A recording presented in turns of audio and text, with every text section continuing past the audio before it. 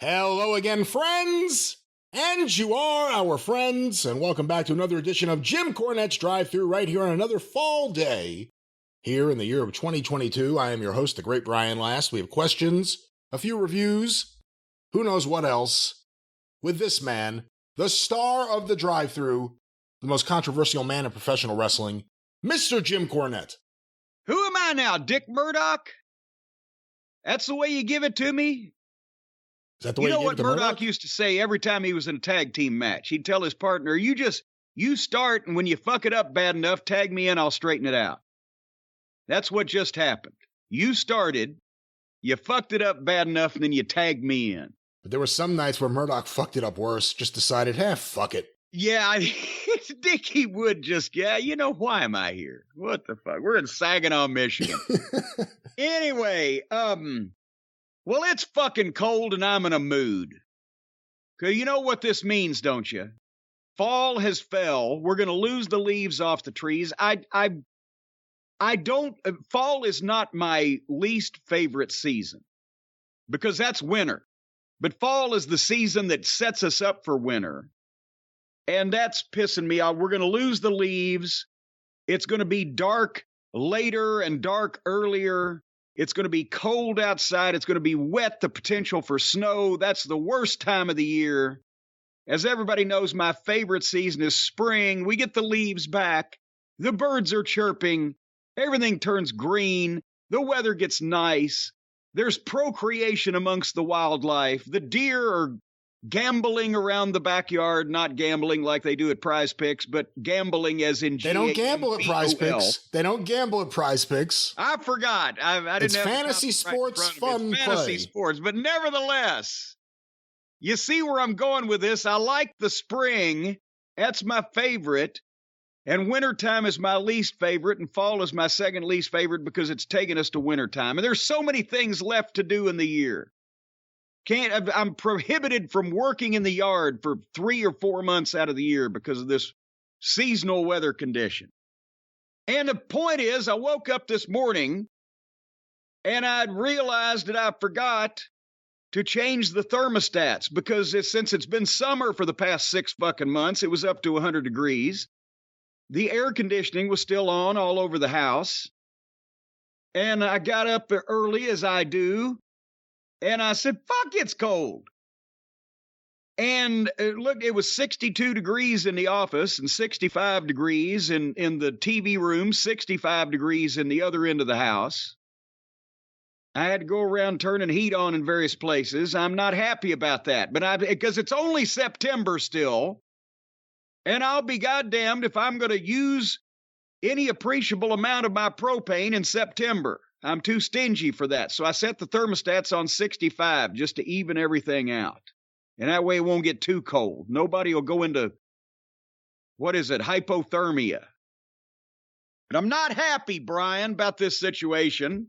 It seems like this happens every year about the same time. Just about. Son of a bitch. I'll tell you, what's the matter with you? Just your son of a bitch. You've never son of a bitch spelled it out so much like that. I've got a couple of communications. Hold on here. Well, actually, one communication here. I'm sorry. From Tommy. And Tommy is from Albany, New York. This is something we were talking about a week or two ago on the program when they were in Albany for AEW and everybody had their hometown homecoming or whatever. Marina Shafir was one of them. Shafir. Whatever. And Tommy says, Dear Jim and Brian, Tommy here from Albany, New York. I just want to say, as a lifetime resident of Albany, New York, we sincerely, positively don't know who Marina Shafir is. Love both shows, gets me through my days working for the United States Postal Service. And again, thank you for your business. Well, thank you for your support there, Tommy. So, and as a matter of fact, go ahead. What were you going to say? So what she was saying to the audience, you know me. Not only did they not know her, they felt compelled to write in and say, I do not know this woman. Yes. No, many people denied this. I have no knowledge of this. I have no recollection of her coming from my town, living here. Don't blame us. But thank you, Tommy, also for being a dedicated postal carrier, because the postal carriers in the United States, actually all around the world, are fixing to get a lot busier, because the first shipment of the brand new action figures from Figures Toy Company and JimCornette.com are going out this week. We've already got the first 150 figures boxed up, signed, ready to go, and they're going to be handed off to the Feather Bottoms before the people even hear this on the air. And that will continue to happen over the next probably 6 weeks or so. So please be patient, folks. But the first 100, and we're doing everybody that ordered on September 17th, the Saturday, when everything first went on sale. We're doing those first with the Feather Bottoms sorting system. So everybody that ordered the first day gets priority, and that was about 750 different people. So they're going to be getting priority for the next probably 3 weeks or so until we can get all that out. And one of the customers that's being serviced this week by the Feather Bottoms may be getting an extra special gift. We're not sure who. We're not even sure it's going to happen at all. But Harley, while I had all the figures and in the open boxes that had been signed and put in the open boxes out in the TV room floor, Harley was playing with chewing on one of her kebab treats. We get her these shish kebab looking things. It has the little treat on a stick, right? 3 of them. So it looks like a shish kebab. And she likes to chew the treats off and then play with the stick. Well, she was grabbing the stick by the end and flinging it up in the air and then running and romping to get it. And then I heard something and turned around and I couldn't find her stick. And I'm wondering if the stick ended up in one of the boxes. So if one of you find customers at JimCornette.com, if one of you gets not only your brand new action figure, but also a partially chewed kebab treat, you don't have to pay any extra for it. And you don't have to send it back. It's yours to keep. It's a genuine Harley Quinn kebab stick. I don't think you're looking at this the right way. It's a hazard to the public health. You should do a recall. You should do a recall until you can find where this stick is. I think you should shut your mouth before I show you where that stick's going to be if you don't fucking... Oh, you found it. Mind your bees way. Yeah, you'll know exactly where it is. Every time you bend over or sit down, you'll know exactly where that stick is if you don't keep your fucking yap shut. Sounds like my figure will be arriving early. Yeah, but anyway, and yours are going out in the mail too, I'll have you know. Oh, thank you. Thank you very much. But anyway. Is there a stick in it? There may be something else in it. Again, we'll talk about that in a second. I've got a plastic bag here ready for you. But if anybody does, and by the way, and shit, where are the new numbers? God damn it. Okay, as we did a show a couple of days ago, we had less than half of the Santa Cornies left, and I think a little under 400 of the raw variants. That has continued to mount up. So assume that if you want to get a raw variant in the next couple of weeks, I would say at minimum, you need to make that move, maybe quicker. Santa Corny might be here for Halloween, but we're not sure. So once again, JimCornette.com, and no waiting on the T-shirts, the behind the curtains, autograph pictures and everything with the Feather Bottoms in charge of this thing. They just stick shit in front of me. I sign it willy-nilly and out it goes. So if you don't want to get caught up in the action figure mess and you just want a T-shirt, they'll get it to you in a week or two. JimCornette.com, did we mention that? And again, you don't have to pay if you get Harley's stick. And can I plug my show coming up here? Even though this is your show, Brian, can I plug my show, The Experience, that we're going to do this weekend? Sure. Because we've got Evan Husney and Jason Eisner from the guys behind Dark Side of the Ring, who are now behind. These guys are behind everything. If you ever wanted to get to the bottom of anything, these two guys are behind it all. Maybe they have your stick. They might, yeah. They might get the short end of the stick. But anyway, they're also behind Tales from the Territories, the brand new TV show that is going to be debuting and premiering Tuesday, October 4th on Vice TV at 10 o'clock Eastern Time, wherever you find Vice TV on your local cable or satellite or whatever the case. And it's going to be really a roundtable discussion with a variety of people who worked in the particular territory that is being discussed. They're doing episodes on Memphis, actually a separate episode, a special on Andy Kaufman and Jerry Lawler's match and program, the AWA, Stampede Wrestling, Florida, Mid-Atlantic / Jim Crockett Promotions, Portland, Polynesian Pro Wrestling, World Class, and Mid-South. And I have also shot some stuff. As I mentioned, I didn't do they shot the roundtables in Atlanta, Georgia, and apparently Los Angeles, California, neither of which are located in Jefferson County, Kentucky. So I was not a part of those, but I have shot some things for historical perspective. And I think more importantly to these, let's let somebody else besides me be on the air.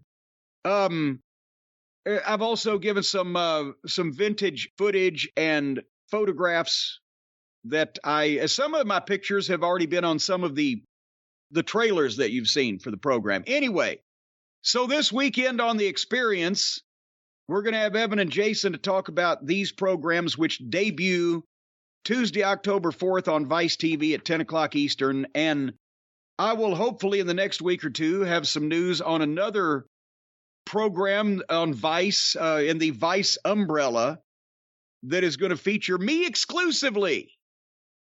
And it'll be fun, and we'll talk about that later on. And also, you sent me this clip, but so did everybody in the goddamn world. And I don't know whether I should be proud of this guy or sue him for gimmick infringement. The newspaper article, where it's somewhere in New York.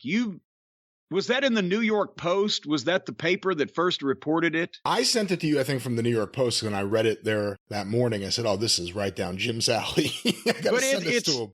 It's been everywhere. Apparently, there's a guy, ladies and gentlemen, that has taken my advice that I gave here on one of the last seasons of Dark Side of the Ring to heart. Hate is a hell of a motivator. And this guy is obvious. I think they gave his age. He's in his late 60s. I can't remember, maybe 70 years old. But he was married to a woman like 50 years ago for a brief period of time. And now this woman's family has discovered that every morning before dawn even, he shows up at the cemetery where she's been buried for the last 5 years and pisses on her grave. And the only reason that they were able to find out about this, they don't know how long it's been. Could have been since the day she died. They don't know how long it's been going on. But they found a plastic bag of feces on the grave. And then at first they thought, well, wait a minute, some dog walker has left this or whatever. And then they go back to it and they find another. And I assume they're not going every day. They love the old lady, but they're not motivated enough to go every day, at this point. So they come back and they find another bag of shit. And they're like, what's going on? So they set up a camera. And they determined that this ex-husband, and then finally they got it on camera, and the cops wouldn't do anything. I can't remember what the reason was they gave, so they actually staked it out in person and observed him. The guy comes, he drives up with his current wife in the car every morning between 6:14 and 6:18 a.m. Now, you've got to admire not only the dedication and the just the discipline it takes to do this, but also the punctuality. And he goes over and they had pictures of him pissing on this woman's grave. And apparently he's also been bringing the fecal matter as well in bags. And the woman's son was saying, I don't know whether he's getting dog shit or he's shitting in the bag or whose shit it is, but it's shit. So now they got to figure out what to do about this. They had that problem with Elvis.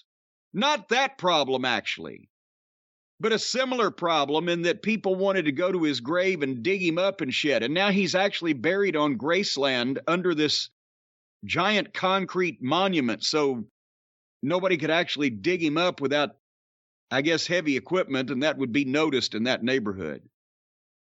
But do you think they need to put this woman in Graceland?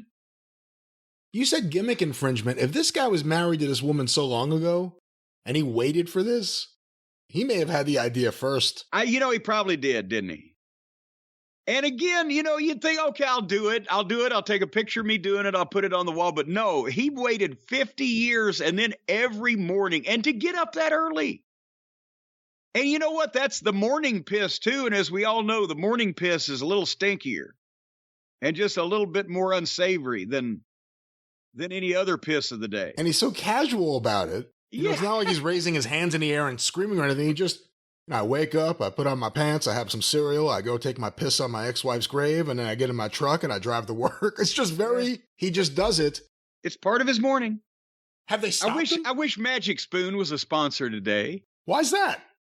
I'm just thinking a good breakfast and then a hearty piss goes together, I guess so. It's normal morning.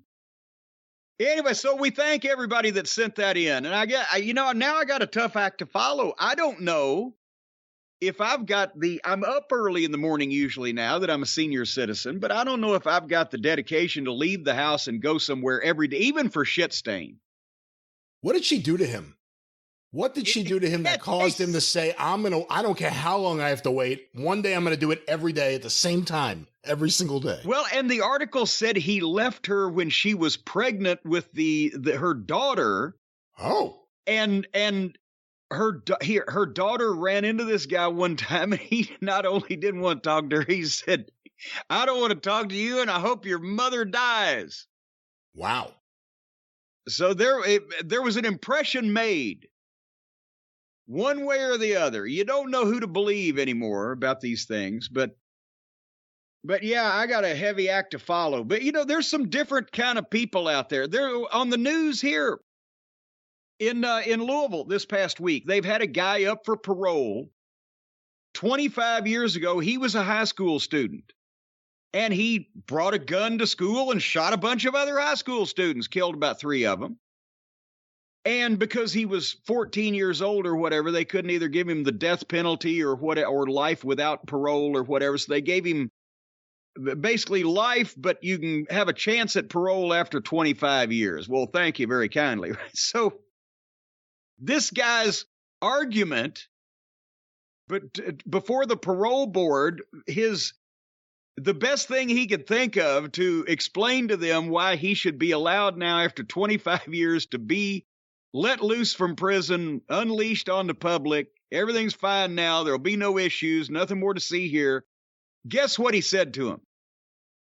He said, I still hear the voices in my head that told me to kill those people, but I've learned now that they're not real and I should just ignore them.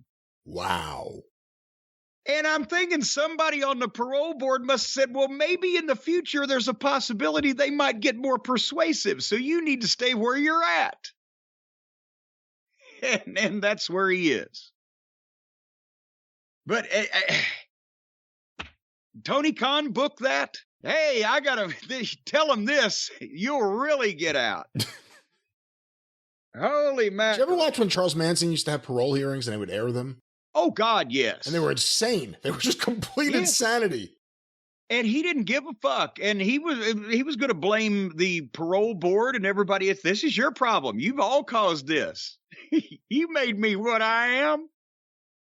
Me and Sadie Mae Glutz. You made us what we are. And it didn't help his credibility any when he had the swastika in between his eyes, either carved into his forehead. I'm not sure you want to trust a guy like that, Bad career move. Certainly. Bad career. He never got a decent job after that, did he? The record sales never took off, no. No. Actually, from what I've seen of the goddamn recording artists these days, it might help their career at this point.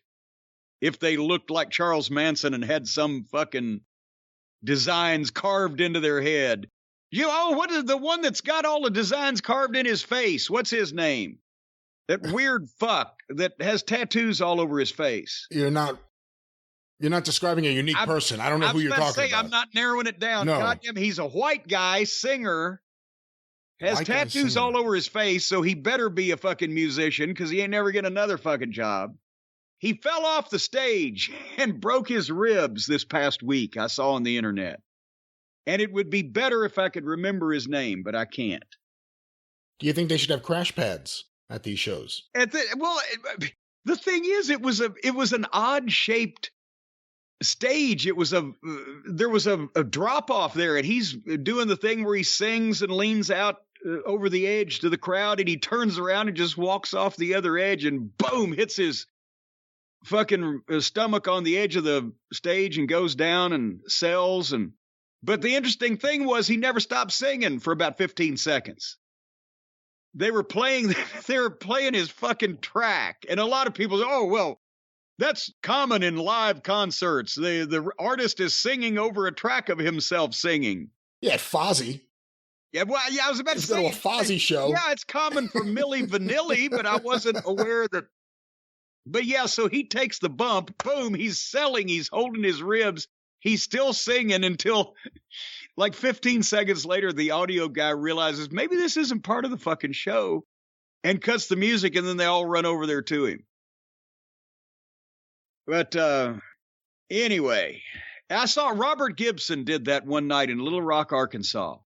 They come out, the fucking place is packed. They've got a spotlight just for the Rock and Roll Express. They went all out and spent $75 on a spotlight operator.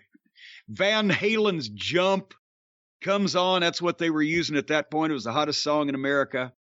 And here comes the Rock and Roll Express, and the spotlight hits them. They're coming out on the stage. As soon as you can see Ricky and Robert, the place goes ballistic. We're standing in the ring. You can't even hear, yourself screaming at somebody because of the shrieks of the women. And it's a T-shaped stage. And they hit them with that spotlight, and they're blind. They can't see anything. So Ricky's in the middle. Ricky walks straight out the middle.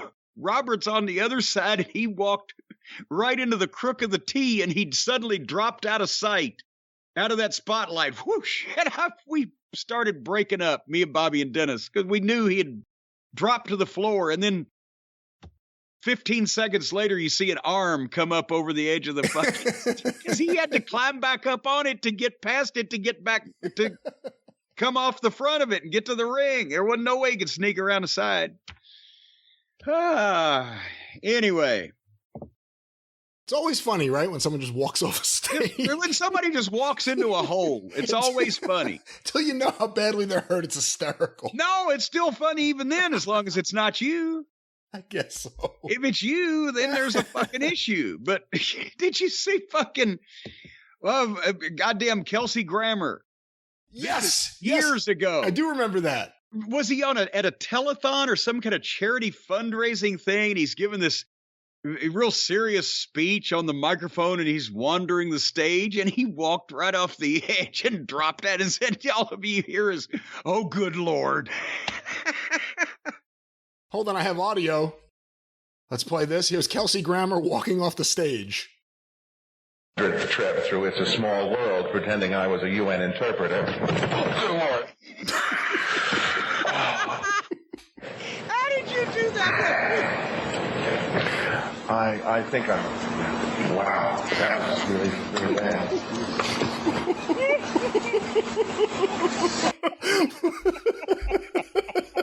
How did you do that? I always have it on standby. Oh, my God. And again, if a truck had come by and run him down, it wouldn't have been that funny. But when somebody just idly does it to themselves because they're not paying attention to their surroundings, or in some way they're blinded by the light, ripped off like a deuce, another runner in the night, something like that. Oh my God, one of the suggestions. Did you ever see this video years ago? The grape stomping lady who falls? No. I got to explain the visual. It's like a newscaster lady and some other lady. They're standing in a purple mini bucket of grapes, stomping on them to make wine. And then, like the I Love Lucy episode. Yeah, I guess in a sense. And then she says stop, and then as a joke she keeps going, and then she goes flying off the platform. But here's the sound of it. Let me play this for you. Hold on, here it is. Ready to try it? Yeah, sure. Let's go. That's disgusting. Let's All right, go. you ready? Give us a 30-second time. Here we go. So what's the deal here? I'm going to fast forward the 30 seconds of them stomping, and we go to here. having wine tours and tastings, vineyard tours, seminars, arts and crafts. It's a lot of fun, a whole day. Stop.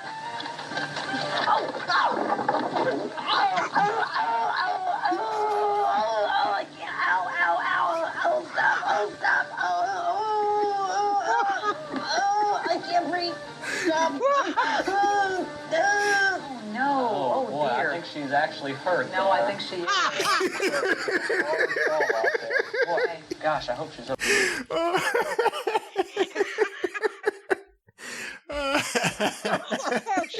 She's down there screaming, "Oh, my brains, my groin, my uterus," and fucking the guy says, "I think she's hurt."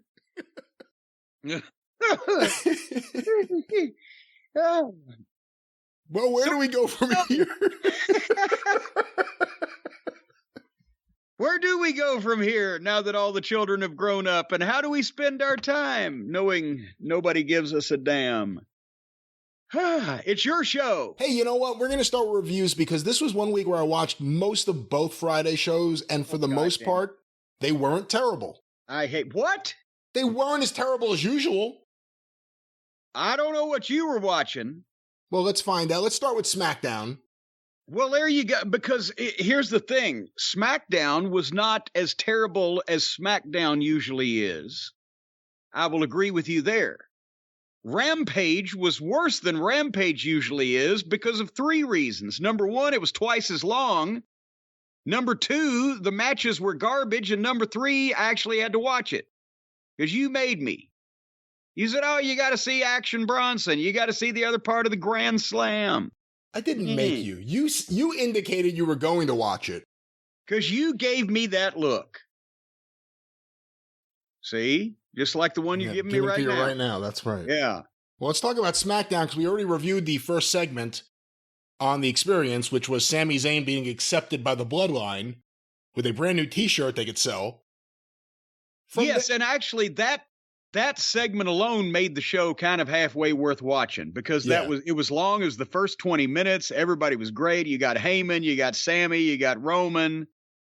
You know, you got all the people you need to have. As much as I'm not a fan of all the talking and the way it's done in wrestling, I'd be okay with Roman Reigns and Paul Heyman being the hosts of SmackDown and opening and ending every episode with a 15-minute segment of them in the ring just doing whatever the hell they do. Yes, just anything. But after that opening segment, we had a women's title match, Liv Morgan versus someone you've been asking about, Lacey Evans. Yes, we did. And boy, howdy. Who did Lacey Evans piss off? That's my question. Because I don't know that I have seen a more talented female performer booked in such ridiculous, shitty ways ever from any company. And what are you supposed to think about her? They had her do those promos. Again, part of this, I'm sure, was Vince and some weird Vince idea that he had. They had her do the promos as the abused child and the military hero and the determined young woman, which all led up to her being a heel, because for some reason, and then she's great as a heel.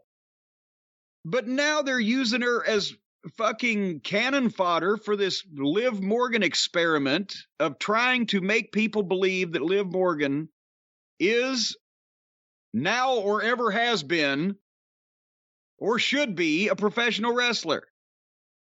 So Lacey Evans, she looks great. She's got the size. She looks like a fucking athlete. Her work looks pretty good. She's got tremendous heel attitude and great body language when she's snatching the girl by the hair and taunting her and the fucking trash talking.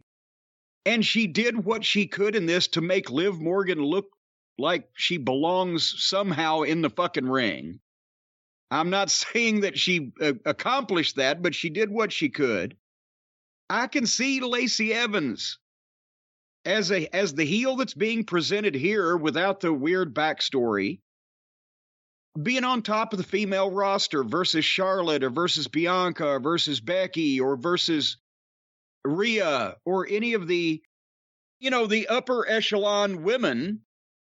And, again, they had a goddamn okay match from Lacey Evans' side. I can't see anything in Liv Morgan whatsoever. She's small and dainty and girly, and they're trying to make her extreme enough for Ronda Rousey, which is where this finish comes in. But at one point, however, I just got a kick out of this. Lacey Evans has the Cobra Clutch. And Liv Morgan just starts swinging wildly, slapping at her face above her head. And she just tatered Lacey Evans right in the nose. And Lacey just jerked her down and hit a couple fucking forearms like, fuck you. And a little stiff heel and a stiff kick. Like, Jesus Christ, settle down. And Lacey even did the head scissors and the push-ups. The old 70s heel bit. I haven't seen any kind of goddamn heel personality like that in ages. I'm in love with her, is what I wrote. I'm in love with Lacey Evans. And as soon as I wrote that, Lacey rolls out on the floor and gets a kendo stick out from under the ring and takes it in the ring. And the referee just stares at her doing it. It's not a no DQ match. At least they haven't said that. Again, in front of the referee, she swings the kendo stick. Liv Morgan ducks and tries to and fails to give her a code breaker. It's some fucked up kind of code breaker where she didn't hit it right. Lacey has to stagger to the ropes. Liv Morgan hits her awkward finish that never looks good. 1, 2, 3. And I'm like, my God. Not only who does these finishes, but if you have to put Liv Morgan over, you can't find somebody more useless to do it than a potential star you've got that now you apparently have no idea how to use here. And then the babyface, Liv Morgan, wears Lacey Evans, the heel, out with the kendo stick to show that she is extreme enough for Ronda Rousey, and then puts her on a table on the floor. It sets up the table, puts Lacey on the table. Lacey lays there while Liv Morgan goes to the top rope and jumps off and ass drops Lacey Evans through the table. And I wrote, Jesus fucking Christ, ridiculous. So now in the first segment, in the girls' match of the most professional company we've seen in a regular match, not even no DQ, we've seen kendo sticks and a girl coming off the top rope and putting somebody through a table on a concrete floor. And the wrong person won. What were your thoughts on this travesty? Remember, I insisted you watch this match because I found it fascinating. Yeah. It came on right after that opening segment, which I loved, and I'm watching live. And Lacey Evans is in the ring. No big introduction, no big coming to the ring with her march or whatever she used to do, nothing. She's just in the ring, looking like she's ready for a fight. I said, okay, I haven't seen her. We just talked about where is she? What is she doing? She was a Vince favorite. Is that something that's hurt her like it's hurt Austin Theory? So then I start watching this and I'm like, she ain't bad. Yep. So happy to hear you come to the same conclusion. I'm watching this. I'm like, she's pretty good. And the kendo stick thing, I don't blame her. Just because it's, she's doing it. No, I'm not blaming. The point is that I'm blaming whoever comes up with these fucking finishes and what in the world are they thinking? So I knew Liv Morgan would win just because they haven't used Lacey Evans at all. Now they're not going to belt her on TV. But when the post-match happened, that's when I was like, oh my God, Jim has to fucking watch this. What happened to Lacey Evans? This is what happened. She's been off TV. They bring her back. She loses to Liv Morgan, and then I've never seen another woman have this happen to her on TV. She gets just put through a table. And that's it. Will we see her again? That's the question. Really talented, though. Jeez. Yes. So, again, I have no idea. But meanwhile, on the other side of the street, where they need good women wrestlers, they probably wouldn't think about hiring her in a million years. Anyway, this was a recurring piece of business in the entire program. that Death Row is hosting a party in the back and Street Profits are Hit there Row. and Hit Row, not Death Row. Hit Row, hit me. Yeah, jump back, gotta kiss myself one time. Hit Row. All right, well, it's death to ratings, whatever. There's a party in the back and it's lit like a lounge and everybody's drinking out of their red cups. And at this point, one of the Street Profits sang something for some reason and made Harley start barking. She's just sleeping in the floor. I'm watching this show, and all of a sudden, he hit that note, and she started barking, and nothing else had happened. So he's got a voice that can call dogs. Anyway, every time that we talk about, God, if they didn't have a fight in the back every show 3 or 4 times, that it would actually mean something when they did one right with somebody that can actually do it. They actually finally did that. Sami Zayn in the back getting insulted by Ricochet and Mosh Pit. And they're talking about his new shirt and they're knocking him. And all of a sudden, Solo busts in and kicks the shit out of both of these guys, bounced them off the garage door. It looked surprising. It was out of nowhere. It looked good. He kicked the shit out of them. Now, maybe we've got something with Solo.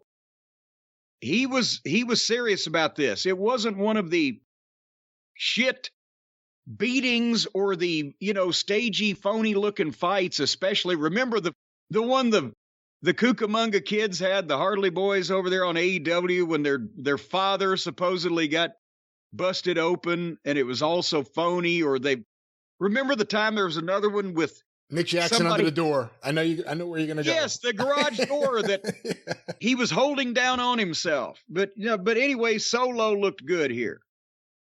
And then they did a package on the Usos with Heyman doing the voiceover, praising them, obviously. And this made them look like bigger stars than the booking does. They're soon to be the longest reigning tag team champions in WWE history. That's a great record, but if you've watched what they've done, they get, we've mentioned it 20 million times. They beat the other tag teams, and then whoever Roman's program is with beats them up 1 against 2. So it's just, anyway, but the package was great. New Day versus Mansoor and Massey. Everybody started this match out, even the girl Dupree, I can't remember what her name is, doing comedy of various kinds. Maxine. The only talent that was involved in this whole thing that I would actually watch on purpose is fucking LA Knight, and he was standing out on the floor and he's ruined. So did I miss anything? I think he ended up storming off. Almost. We can only hope for a shoot. Yeah, we'll see where they go. I mean, if it's Triple H in charge and he's the one who signed him to developmental to begin with, maybe he realizes how misused this is, but they don't want to just end it right away. I watched a little bit of it because I found it humorous seeing Mansoor and Mansoor, whatever their names are, fucking selling while wearing makeup or whatever the fuck's going on there. I think one of them is a Mansoor. Other than that, no, I didn't really pay too much attention. New Day, one of my least favorite tag teams ever, so I try not to watch their stuff. You mentioned, I wonder, we've talked about people leaving, storming out of the locker room, right? Having an issue, and Austin did it that one time before Raw, and, blah, blah, blah. But I wonder, has anybody ever left directly from the ring? Just said, in the middle of it, just said, fuck it. You know what? Fuck this. Fuck working here. Yes. Fuck. Who? Jeff Hardy. Well, no, he did. He just went to the back, though. No, didn't he walk right out of the building? Well, yeah, but he didn't. No, he walked out into the crowd, but he didn't. Nobody said that he left his bags and possessions and belongings in the locker room. He left the ring that way. But I assume he went back to get his goddamn shoes. That must have been awkward. I left my socks. Sorry. Yeah, but wouldn't that be great if old LA Knight just looked around and said, you know what? I want to be a wrestler. I've done this for 15 years or whatever the fuck, and they've got me out here in the middle of this shit. Fuck it. And just climb the barricade, out the front door, hail a fucking cab, just go home. Just say, fuck you. He would be the first one I can think of in a while that would have a goddamn good reason to. Just look around him and realize, my God, look at what I'm doing. Anyway, Jack Briscoe left from the Newark airport, and that's close. That's probably the closest thing to this particular angle that you would find yourself where you just look around and go, why the fuck am I here and how the fuck quick can I get out of it? Trying to think, who are the suspects who would be the people that would just walk out? Terry Funk, same thing as Briscoe. He at least left a note, and it wasn't just in the middle of a match. Now, Eddie Gilbert would walk out in the middle of a match. Did he do that? I'm trying to remember. No, I don't think he did, but I think one night he had a match with Lawler in Memphis, and he was the booker. And somewhere or another, they had a fucking, I wasn't there that night, but Jerry Jarrett called me afterwards. They had some kind of argument, and they decided Eddie wasn't going to be the booker anymore, and he left, and we came in to do the angle with the Fabs and Lawler and Dundee, whatever, for 6 weeks. And on our last night in, when they had beat us, and Lawler and Dundee in the ring with their hands up, Eddie Gilbert fucking passes by us on the way back to the locker room. He hits the ring and throws a fireball at Lawler, and they start the program over again. What the fuck? Was he just out in the parking lot for 6 weeks? Jerry Jarrett had called me after and said, well, Eddie's not the booker anymore. What were y'all going to do? And I told him, he said, okay, well, let's keep doing that. But no, Eddie's not coming back. And 6 weeks later, he comes right back, throws a fireball, and boom. And that's the epitome of 90s Memphis right there. That story sums up an entire fucking decade. But anyway, so they did something else good on SmackDown, briefly. Did you notice that here comes Braun Strowman, the big entrance, the big returning star? He has been presented as a main event guy. People know who he is. And they've got him going to the ring at the top of the 9 o'clock hour. So if anybody's switching around, that's an old Vinceism. But then, if they were switching around, they'd see Braun Strowman in the ring and go, okay, let's see what. And here comes Otis and Gable. And the announcers were trying desperately, underlined desperately, to list Otis's real amateur wrestling credentials, talk about his size, talk about he's got goddamn, a pocket nuke in his pocket. They were trying to give him credibility and credentials that he should be in the ring with Braun Strowman, hoping it would make people overlook the way he's been booked since he's been there. A simpleton that has been made to look like a comedy figure and is wearing a T-shirt that says shush across the front of it. They put in a single match with their big man among monsters, or monsters among men, or monsters among whatever the fuck he is. So, meanwhile, Strowman is wearing a T-shirt and red sweatpants. Not even a T-shirt. He's just wearing a fucking gym shirt that's 5 sizes too big, and sweatpants, and Otis is in a shush T-shirt. It looked like goddamn bum fights. And, Strowman is limited. We've talked about this, but some of his shit gets over, but not against Otis is 5'8", right? Even though he's 360. So the fucking deal is they're trying to act like it's giant versus giant, but Otis is still a foot shorter and has been presented as a comedy figure. Strowman opens up at the bell, beals him, and then hits him with a drop kick, and he got up as far as a 5'8" guy's stomach for the drop kick. Maybe somebody will tell Braun not to do the drop kick unless he can actually get up there like Big Show used to do.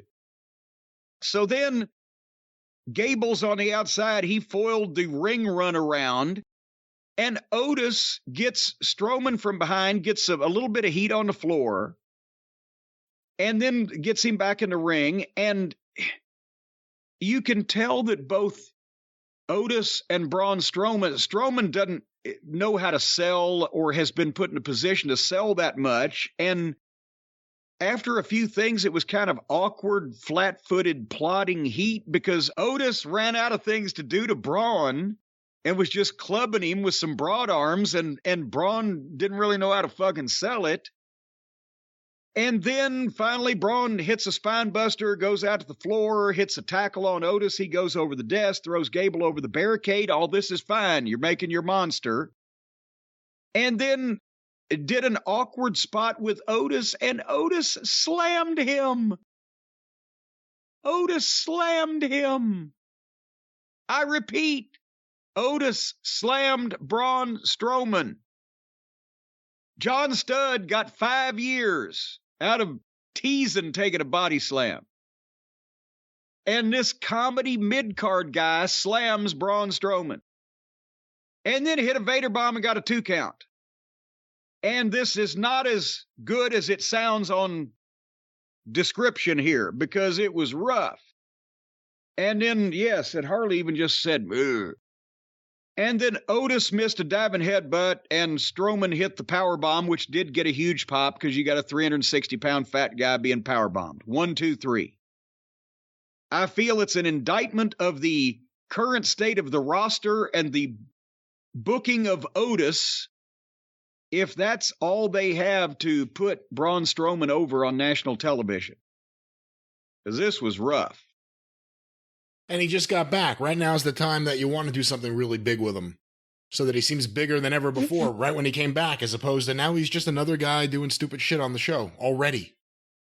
And again, a smaller, because Strowman is badly limited. And he's that big. So that's not a bad thing, and it's not his fault. That's his calling card. He's that big. He's not a good wrestler, and he's limited in what he can do, but he's that big. So get a smaller guy that's experienced that can accentuate that to put him over.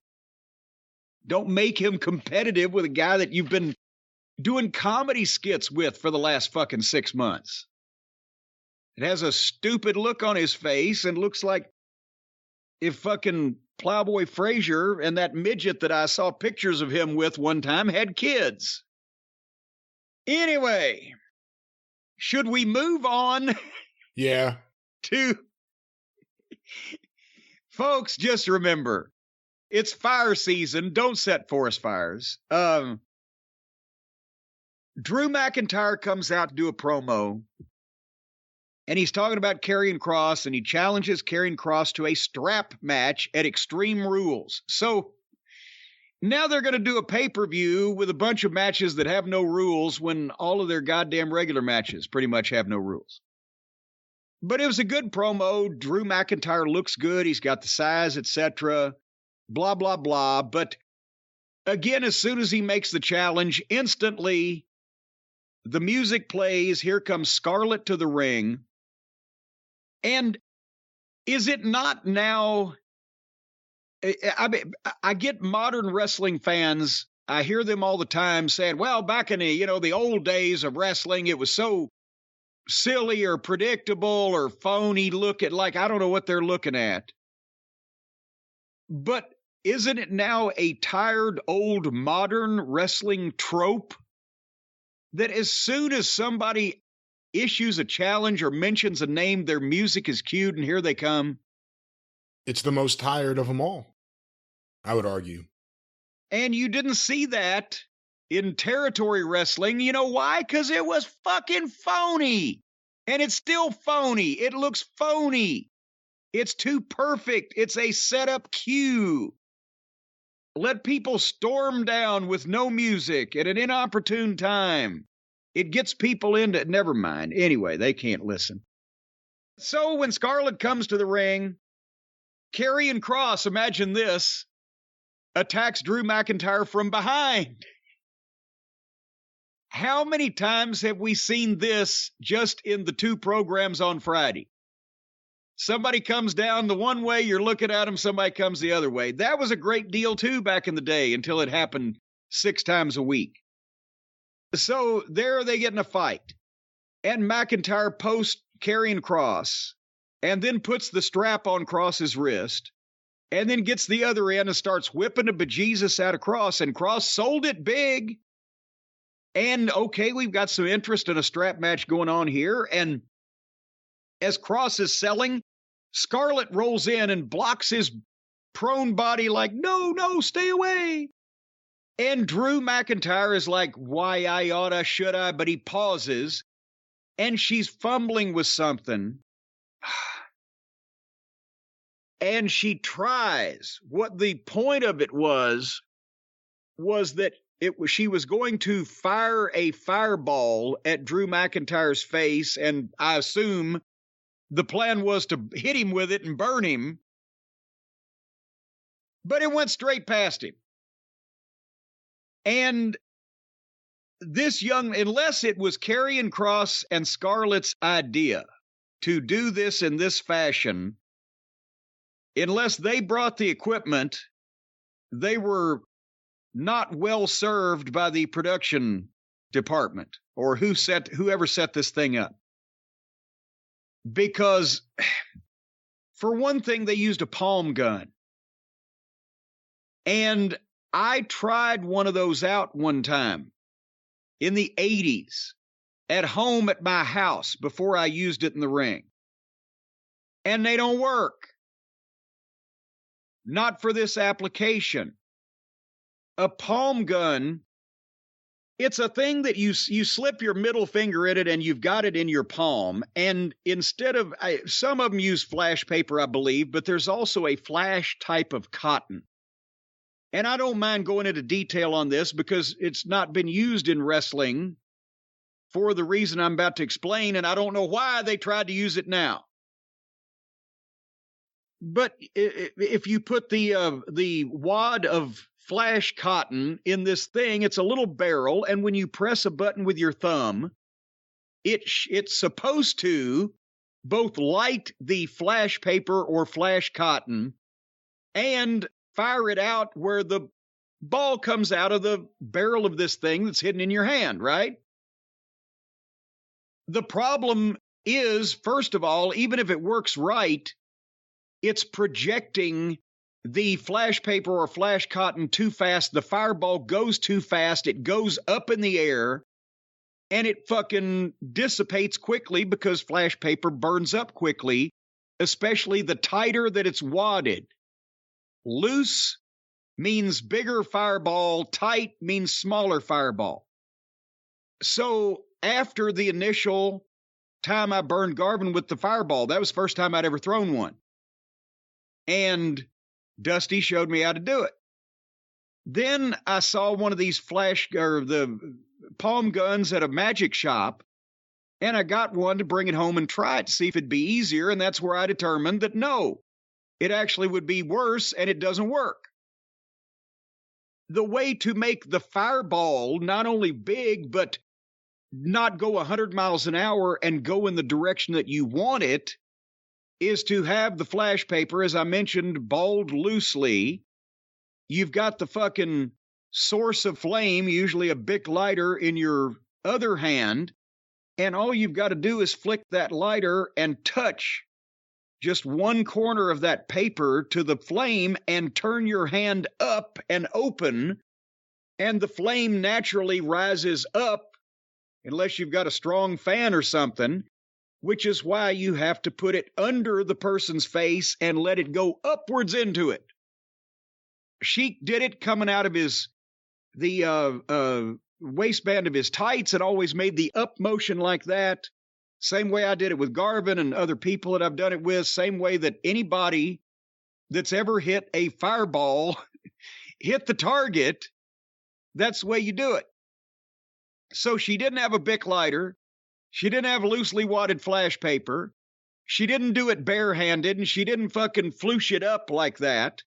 She used a palm gun that she activated with her fucking thumb and it shot the goddamn. If you slow-mo it, Brian, you could actually see the white wad of flash cotton come out past his head before it burst into flame. My slow-mo on my DVR catches the moment that it burst into flame and it was already a foot past his head. So anyway, the point is, unless Scarlett is an experienced magician or master of prestidigitation or legerdemain, somebody gave her that, and they ought to be horsewhipped, because that was doomed to failure from the beginning. But since that's what happened, it came out so fast, and those are hard to aim also to begin with, so they just... McIntyre realizes he can't sell it. Cross has to get back on him. They get back. They call an audible. McIntyre hits a spine buster, turns his back to Scarlett. She nut shots him. And then Cross chokes him out. And then while he's got the choke on him, he promos him at the same time. And in the last little bit of adding insult to injury, he's got the fucking, this has been going on. And it stopped when the girl got in the ring, and then it started again after the fireball was missed, and then it fucking, now he's choking the guy and talking to him. Not one referee, not one security guard, not one friend of Drew McIntyre's, not one babyface, nobody even rang a bell. Nobody, the announcers were like, well, they shouldn't be doing this. Well, nobody was trying to stop them. So... they're trying to give this guy a fucking push, Karrion Kross, and he's got the look, and he's got the girl, and his work, I guess, ain't bad. We've seen a bit of him. And they're trying to give him a big push, but this was a goddamn clusterfuck. And I know sometimes I've seen things happen with, especially with the fire. You know, whether the Bic lighter gets wet because you're sweaty, or the flash paper gets wet because you're sweaty, or, you know, the Iron Sheik in Evansville that night to Jimmy Hart. Jimmy, it won't strike. It won't strike. But this was just, no, it didn't need to be this way. Had nobody in that building ever done this and know how it's supposed to be done? Or did they just read about it on the internet? Your thoughts? To answer that question, who in the building would have any experience with this? Well, then why'd they try to do it? They do lots of stupid stuff. You know what I've never done? I've never mixed nuclear materials to make an atomic bomb, so I'm not going to fucking try. Without knowing what preparation was put into this, is there a chance they did try it and it did work, and then, you know, you get in the ring, you're on live TV, all of a sudden there's extra sweat, whatever it is, it didn't work properly? That's possible. I don't really know. It couldn't possibly have been as picturesque as a hand-thrown fireball would be using that apparatus. So I don't know why they would do that, but even if it did work at first, maybe they don't know what it's supposed to look like. If it worked at first, it would have shot the fireball at like 100 miles an hour into his face, and it would have been gone in a second, and a lot of people would probably have missed it. That's if it worked right with using that apparatus. Did Lawler ever miss? Did Lawler ever miss with his fireball? Well, if he got the fireball off, it didn't miss. And I mean, I've seen the Sheik, because he did it so often. Every once in a while, Sheiks would go sideways, but he would usually make such a big ball that it would be close enough for rock and roll with whatever anyway. But I've said with Lawler, that's the time he and the Iron Sheik were going back and forth with the fireballs, right? And fucking... that was the one night. No, it was in Louisville at Jimmy Hart and the First Family were holding Lawler. And Sheik had the fucking paper and had the lighter, and that's where he's going, Jimmy, it won't strike. It won't strike. He had the paper, but the lighter had gotten wet. So the next night, they're in Evansville, and this in the finish, Lawler's going to hit Sheik with the fireball. Well, his goddamn paper got wet. And the paper wouldn't fucking... So then they'd already made the promos for the next week in Evansville where Lawler talked about burning the Sheik, giving him a taste of his own medicine the previous week. So what Lawler did was he threw Sheik out on the floor and he grabbed his lighter And he took him all around every side of ringside, flicking the bick in his face while fucking Sheik sold, oh my God, it burns. To show everybody that he'd burned it. That's the most ridiculous thing I've ever heard. Well, quick thinking though, right? Because the interviews we're going to play. What are the people at ringside thinking he's chasing him with a big lighter? Oh, he had him in a headlock and he was taking him in front of everybody, flicking the bick in his face and screaming, hit the burns, hit the burns, hit the burns. Yeah. But things like that. Sometimes you go to hit a guy with a bottle, break a bottle over his head, and the bottle will break too soon. One of the most famous was when Jimmy Valiant rolled into the ring on Lawler and Harley Race in December of 1977 in the NWA title match. They'd gone 60 minutes to a draw the week before.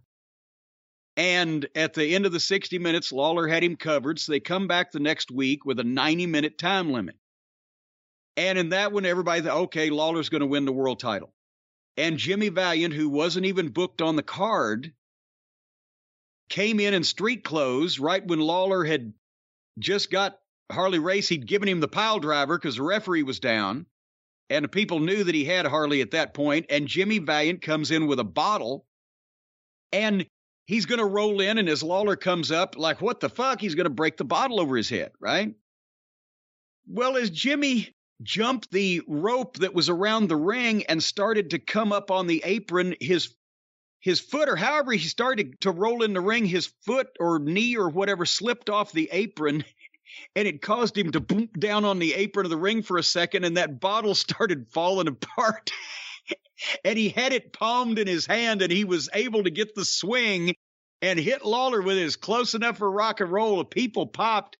But if you slow-mo the existing film, you can actually see a piece or two of the bottle falling out of his hand before he got to the head. So then he fucking not only, boom, he broke the bottle over his head. Lawler goes down, and then he comes up on his knees, and Valiant takes the broken bottle and not only rips him down the arm, but stabs him in the fucking heart. And Lawler bladed his chest and his arm, and they called an ambulance. And he went to the hospital and got stitches. It was reported in the newspaper. No charges were filed, is what the report said. But wrestler Valiant stabs Jerry Lawler. And when not only he went to the hospital and got the stitches, but he came out on TV the following Saturday morning with stitches in his chest and arm. And the people, oh my God. That's why Valiant was such a fucking hot heel when he first came in. They did, God, it may have been 13 or 14 weeks that program went. Almost weekly, almost all singles, every once in a while a tag team match. But Lawler and Valiant, it was insane. And they kept doing shit like that to keep the interest up, and fuck, people went to kill Handsome. But anyway, where were we? Oh, did it fireballs or anything like that? Yes, this is not a movie. It's not Hollywood. You don't get a second chance. It's not Memorex ever. It's fucking live when you're in front of the people. And also when you're not using movie props. They may now, they do now. We know they figured out a way to have fake barbed wire and, movie candy glass and all that stuff. But in the territory days, there was never any kind of movie prop. You were modifying existing materials. It was a real bottle. You just treated it. Or, we've talked about the various things. The real chairs, real tables, real everything. There was hopefully at some point some element of illusion or trickery to it or preparation involved. But so, yeah, sometimes those things misfire, which is why you've got to know what you're doing, and everybody's got to be on the same page and before you do it. And I would just bet that's probably, the first time they've ever used any kind of apparatus like that. If the angle where Jerry Lawler got run over by Eddie Gilbert happened in the late 70s, if it was Jimmy Valiant or someone else, would the same thing have happened? Just based on the difference in the late 70s versus 1990, would the police have made the same thing happen where Lawler would have to come out on the show as opposed to going to the hospital and no charges are pressed? Honestly, it would have probably been a bigger issue because civilians would have come to the station in the late 70s. There were more viewers of the show in the late 70s. Well, no, but not only that, but also they would have come to take matters in their own hands, I think. They would have, instead of just calling the police saying, my God, Eddie Gilbert's just killed Jerry Lawler on live television, I think they would have come themselves to try to get a hold of Eddie Gilbert. And then the Channel 5 would have been calling the cops to keep the people out of the parking lot rather than the other way around. If people showed up to get a wrestler, could Lance Russell, did he have enough presence with those wrestling fans that he could talk them down if it got to that point? Do you think? Yes. Unless there was a physical situation happening and people didn't hear him or it was already started or whatever. No, every wrestling fan in Memphis, if Lance Russell had appeared in the parking lot or said something in the studio or whatever he said, as long as they heard him, they would have done whatever he said. But if something had happened, and they didn't know it was Lance, oh, Lance, I didn't know it was you trying to pull me off or whatever. But yeah, there was the difference, I think, in the amount of people that had smartened up and the fact that, there was less heat and the viewership was less at that point and the whole thing. The difference in 1979 or 80 and 1990 would have been that there would have been, I don't know how many actual civilians go to the TV station and either see if Lawler was dead or try to get hold of Eddie Gilbert or both. Because, it's not like that they didn't have issues to begin with, just in a lot of cases back in the 70s, just dispersing the crowd that couldn't get in Saturday morning taping because the tickets were free, but you had to have a ticket. Because there was a rule about how many people the TV station could allow legally in the studio. And everybody had to have, a ticket, which was sent out by the TV station with a date on it. And that way they only sent out their quota, but all the kids that lived in the neighborhood knew that if everybody who had a ticket didn't show up, they would let some extra people in at the last minute. And that's how you ended up with all those kids in there every week. But it was 6 months waiting list to get a ticket to studio wrestling from the TV station at that point. If you wrote in January, they might have something they can send you for June. And then if you can't show up that day, well, then one of the little kids gets your spot. At what point did you realize you can go every week? When I got into business. Was it right away? As soon as you started taking photos, you knew you could? No, when I got in the business as a manager. Oh, in 82. Mine an 800-mile round trip to go to TV every Saturday morning from Louisville for free? Fuck. Hey, listen, we'll get back to the Smackdown review, which we haven't finished yet in a moment. Well, I can. The last match was the Usos against the Brawling Brutes, and who gives a shit? And that was Smackdown, ladies and gentlemen. But yes. You were bringing up Memphis. I did want to ask you about this because someone sent this tweet to to neither of those, to hashtag CornyDriveThru on Twitter. The guy's name is Duckin' Thickhead. Yesterday, as I'm writing this, September 25th, 1982, Jim Cornette debuted managing Sherri Martel. 40 years. Somebody get that motherfucker a cake. I didn't realize that. You managing Sherri was 40 years ago, a couple days ago. Yes, as a matter of fact, the 40th anniversary of my first TV appearance was back in August, and I forgot to mention that too. And then I just saw on Twitter, I realized it was after the first 3 or 4 weeks of me being turned down by the various baby faces. They didn't want anything to do with me, rich kid, mama's boy trying to get in the business. When I got to TV that morning, I thought we were doing more of the same thing, and that's when Jerry Jarrett said, okay, you get to manage your first set of tag team champions today. And I'm like, what? They had Sherri Martel and Leilani Kai in to work with, oh gosh, was it Velvet McIntyre and who was on the other side? Shit, I can't remember off the top of my head. But anyway, they were in and they were billing Sherri and Lonnie as the women's United States Tag Team Champions, right? So that was going to be basically just, Jarrett just wanted me to get another promo on TV and be at ringside, right? So they're only in the territory for a week.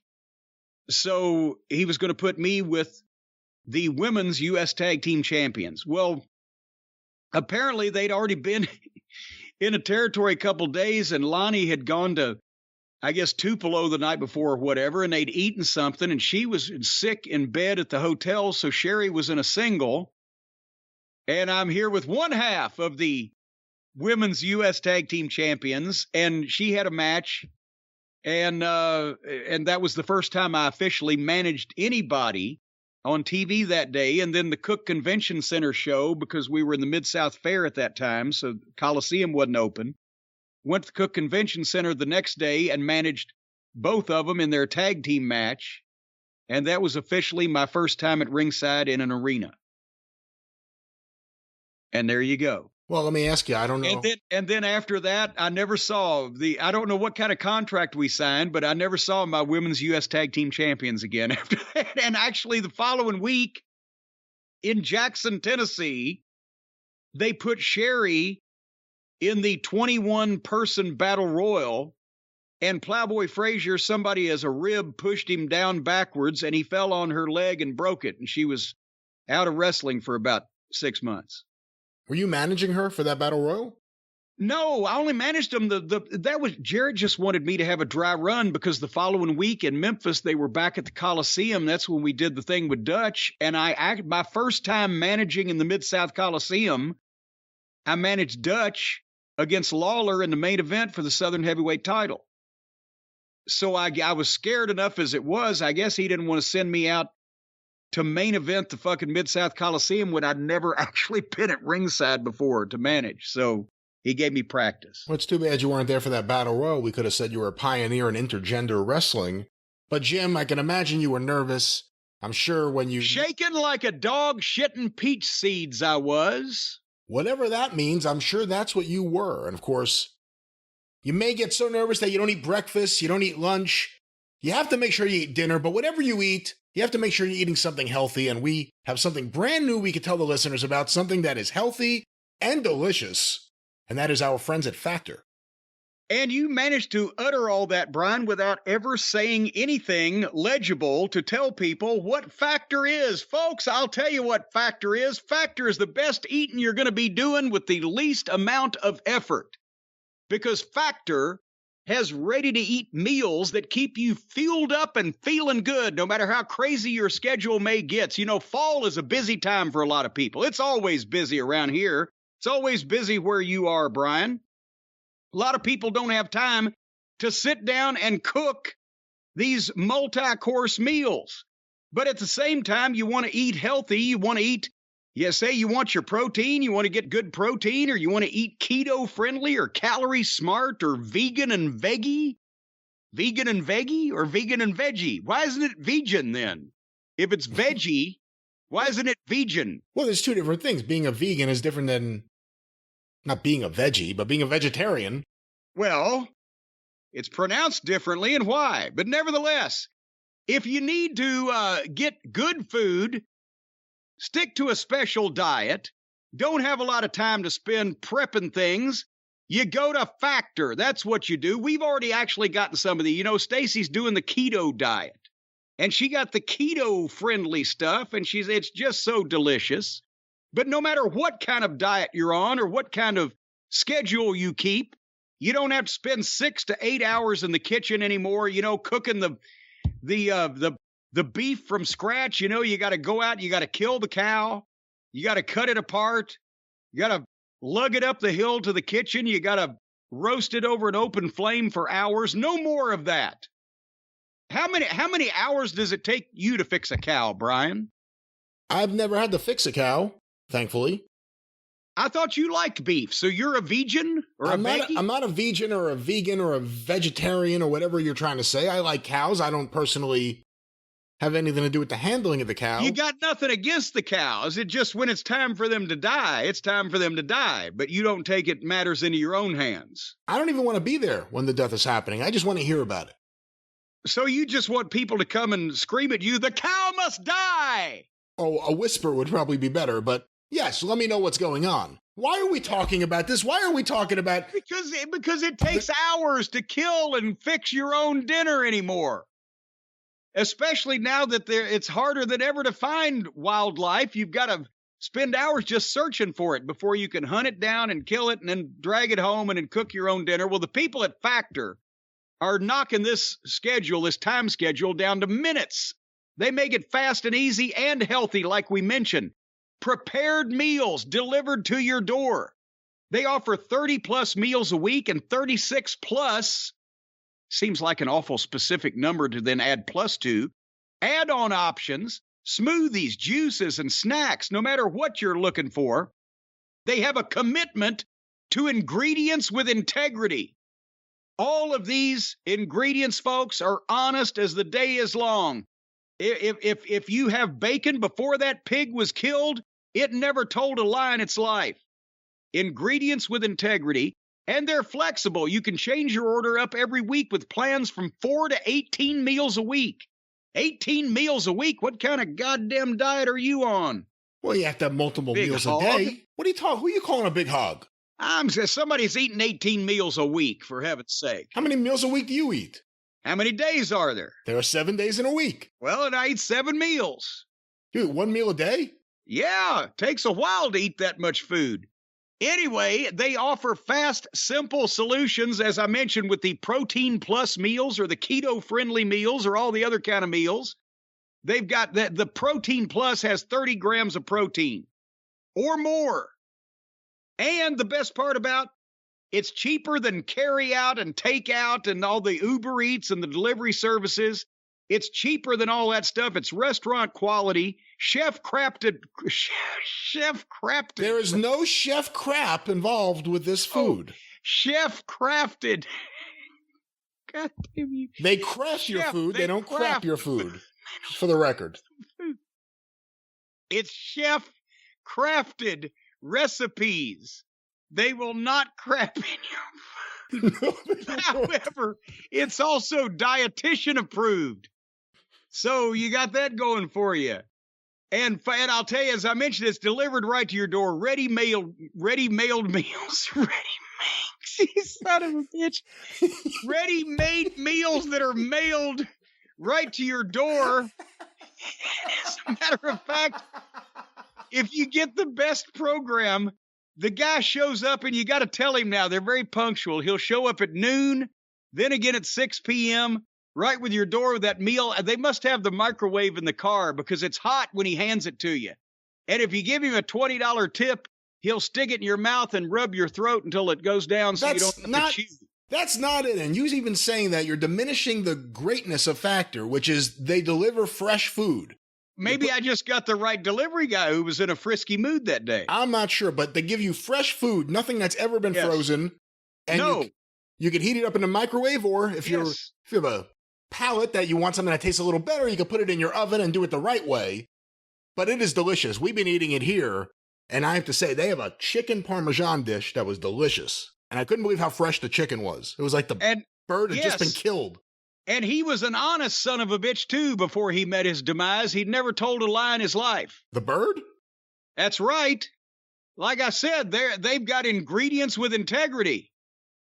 The animals themselves have integrity. They certainly do. That's what I was saying. If you get a piece of bacon, that pig never told a lie in his life, never cheated anybody, never stole anything. But what about... I'll have you know that the cow that I ate week before last used to help old ladies across the street. What about the options that have no meat? Because, of course, our friends who don't like meat, they'll be taken care of as well. Well, yeah, but what, are you out of your mind? You think they can get a piece of broccoli with integrity? Broccoli can't speak at all. Broccoli never tells a lie. You don't think broccoli has integrity? Broccoli's not able to have integrity. Broccoli has no personality. In any cartoon that I've ever seen broccoli portrayed as having legs or arms or a personality, usually they wear glasses and they seem pretty on the ball. What? I watch a lot of Sesame Street with my kids. Watching? I watch a lot of Sesame Street with my kids. And I'm not going to let you put down broccoli. All right. Well, none of the broccoli and the dinners from Factor come from Sesame Street. Now, folks, you want to know how to get in on this at this point. You want to know how to have healthy meals pre-prepared with nutritious ingredients that are good for you and approved by dietitians. You want to know how to have those brought to your house, whether or not you get the friendly delivery boy that rubs your throat so you don't have to chew, and you wouldn't believe what he did for dessert. You won't get that. It'll be delivered the same way all parcels are delivered to your house by a professional who will leave. Even if a professional who will leave, well, he left when it was time. But even if you don't get Claude to deliver for you folks like I did, and now just take a piece of paper. Huh? Claude? Claude. Like the Iron Claw? No, Claude. Oh, like Claude Patterson, like Thunderbolt. Yes, okay. Yes. I thought you meant you were going to claw the people like a fucking bobcat or something. No. I was talking about the delivery guy I got that was kind and went the extra mile for me. That's why I wrote down his name and phone number to have him come back. Claude? Claude, yes. But anyway, if you've got a pen and a piece of paper, folks, you're going to write down the information on how to get in on this healthy, delicious food, these pre-prepared meals that are ready in minutes that are delivered to your door that won't make you fat or they'll fill you with protein. If you're a vegan or a veggie, they won't fucking hurt you. Whatever the case may be. Delicious food that's healthy and fresh. It really is good. I've become a big fan of it. Well, I just look down at people that don't eat meat. I eat meat. I'm not talking about you. Well, you said talking about all those vegans and veggies out there. There's always a chance they could convert. Why are you going to put them down and ruin any chance they're going to even consider this? Because they'll think the people that eat meat are jerks. I know they're trying to take care of animals, but, thing is, somebody's going to eat that cow now. But nevertheless, if you'll go to this, you go to go.factor, FACTOR 75.com/JCE130. Say that again. Say that again, please. I intend to. And I could already see comments we're going to be getting about this. Now, write this down, folks. Go.factor, FACTOR 75.com/JCE130 and use the code JCE130 to get $130 off across 6 boxes of these fine, nutritious ingredients and meals. So again, go.factor75.com/JCE130. And if it's worth that much to you, you'll get $130 off across 6 boxes of the fine meals that you pick and choose for yourself. And you can pause these things. You can restart them. You can add. You can subtract. You can do all kinds of stuff. It's amazing. You'll be eating this stuff forever. Factor.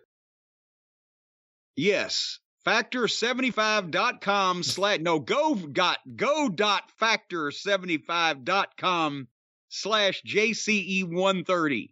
Use the code JCE130. And I think what you meant to say is go.factor75.com/JCE130. That's what I thought I said. I was just reiterating, and use the code JCE130. Yes. Do you think they wrote that down by now? Go.factor75.com/JCE130? Yes. Sounds like a robot, doesn't it? Sounds like a fucking robot with Tourette's. Anyway, it's your program, but that's Factor, and they're delicious. Well, Jim, when you factor in that it was one of the biggest days of the year for AEW Grand Slam in Queens at Arthur Ashe Tennis Stadium, it's the reason why we actually for once watched Rampage, and of course, as you mentioned earlier, it was double the size, double the power, a 2-hour Rampage. How much of it did you watch, and did you start at the beginning?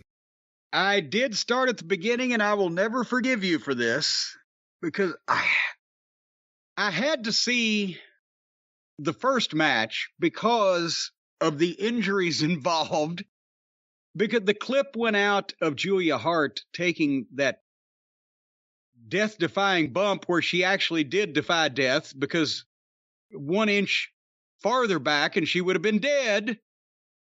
But apparently that was only the second or third injury in that match, depending on how you define injuries.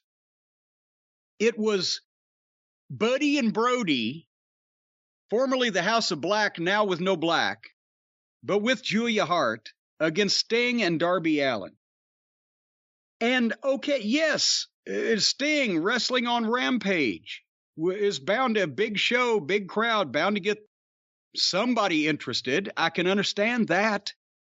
But good God, I felt so bad for him. But then again, I'm thinking, well, I don't know whether I feel bad for him, because Sting is out there. He's 62 years old, and he's obviously being paid a large amount of money. One would imagine, knowing Tony Khan and with Sting's status in the wrestling community over the last however many years, it's 7 figures to get him to do this, and he's trying to earn the money. But instead of trying to maybe help teach the rest of these fucking lunatics anything about what they ought to be doing, he's trying to do what they're doing.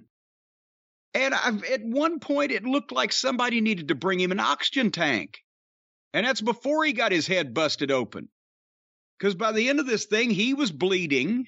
Darby Allin got 5 staples in the top of his head. And then Julia Hart was nearly killed. And, I mean, it's every indie nightmare match that you could ever think of. They did one that they finally got the House of Black entrance to look good. There comes Julia, and the lighting looked right, and then the 2 big guys. Okay, this looks kind of spooky. And then there is immediately Darby Allin and Sting behind them in their entrance, and they start the match on the ramp during the entrance. And get a 4-way fight on the floor and in the ring. And within 2 minutes, they're setting up the first table. And then, again, it was every nonsense indie match that you'd ever want to see, with guys just going out and doing stupid shit for no reason, but it's the biggest budget, highest payroll indie match in recorded history.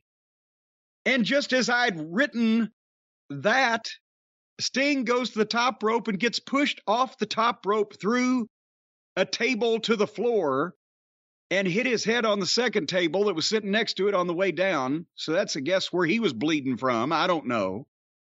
And then Julia Hart brings handcuffs into the ring, and it takes all of the heels forever to handcuff Sting's hands behind his back, which, by the way, is in front of the referee, because did I mention this is no disqualification? Lazy booking. And they go to the break with nothing happening except the heels are trying to handcuff Sting's hands behind his back. And none of them ever served on the police force because they couldn't do it.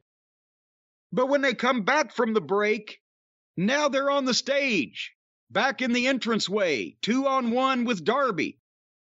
And within the next 60 or 90 seconds, Darby comes off the lighting platform and does a coffin drop onto a heel. And then they start doing spots on the stage, and then old fat tattooed up Brody guy gets a sleeper on Darby Allin, and they both fall off the stage through a table, which is where Darby Allin got the 5 staples in his head, apparently.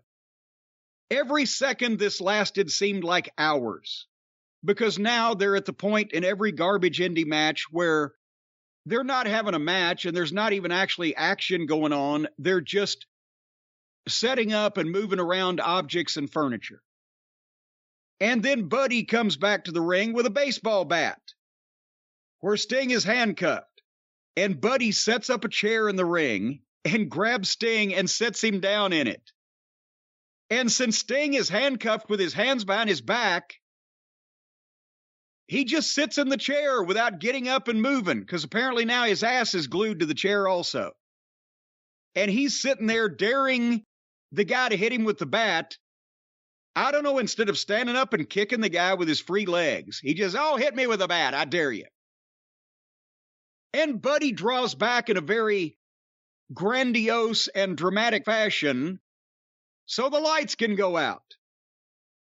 And when the lights come back on, here comes the Great Muta. We know it's Muta because he's already got an entrance video where it says his name, the Great Muta.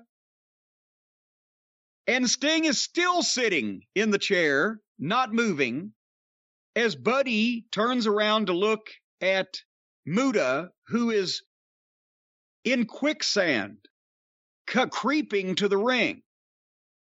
So Muta's in quicksand, Buddy's a statue, and Sting is glued to the chair. And Buddy, when faced with Muta getting in the ring to face him, drops the bat. And then steps sideways so Muta can stare at Sting. And then more nothing happens. And then Muta turns to Buddy, who now apparently wishes that he still had the bat that he just put down. And he tries to kick Muta, and Muta gives him a leg screw, leg lace, whatever they call it these days. And then hits him with the mist, and he backs up into Julia and wipes Julia off the apron of the ring, and she misses but attempts to go through the third table in this match. Which was clearly pre-cut. Well, but I don't know that because I don't know what... You don't pre-cut tables. That's what I don't know. You saw her. She barely touched the thing. It broke in half. Well, that's what I'm trying to figure out because she barely touched it, but it didn't break in half. Her ass, shaped like her ass that hit the table, broke out. I've never seen a table break like that before. But you don't pre-cut the tables. But here's something else I noticed. I don't think they're taking that fucking plastic or metal rim off of them either. Which, the thing is, you don't pre-cut a table because if you land in the middle of the table, that your weight landing in the middle of an 8-foot table is what breaks the table, and the table breaking without being cut is also what absorbs some, or is supposed to absorb some of the fall, so you don't just go plummet straight through it to the floor. It breaks the fall a little bit. But in this case, she missed the table, falling on it in the middle so it didn't break in half to break her fall, but a big chunk of it came out where her ass hit and the back of her head hit the floor. So I don't know how the fuck that happened. But also there's a metal ring around a lot of these modern tables, and if you don't take that off before you land on the table, when the table breaks, the rim just flops up everywhere and can cut you open or do who knows what.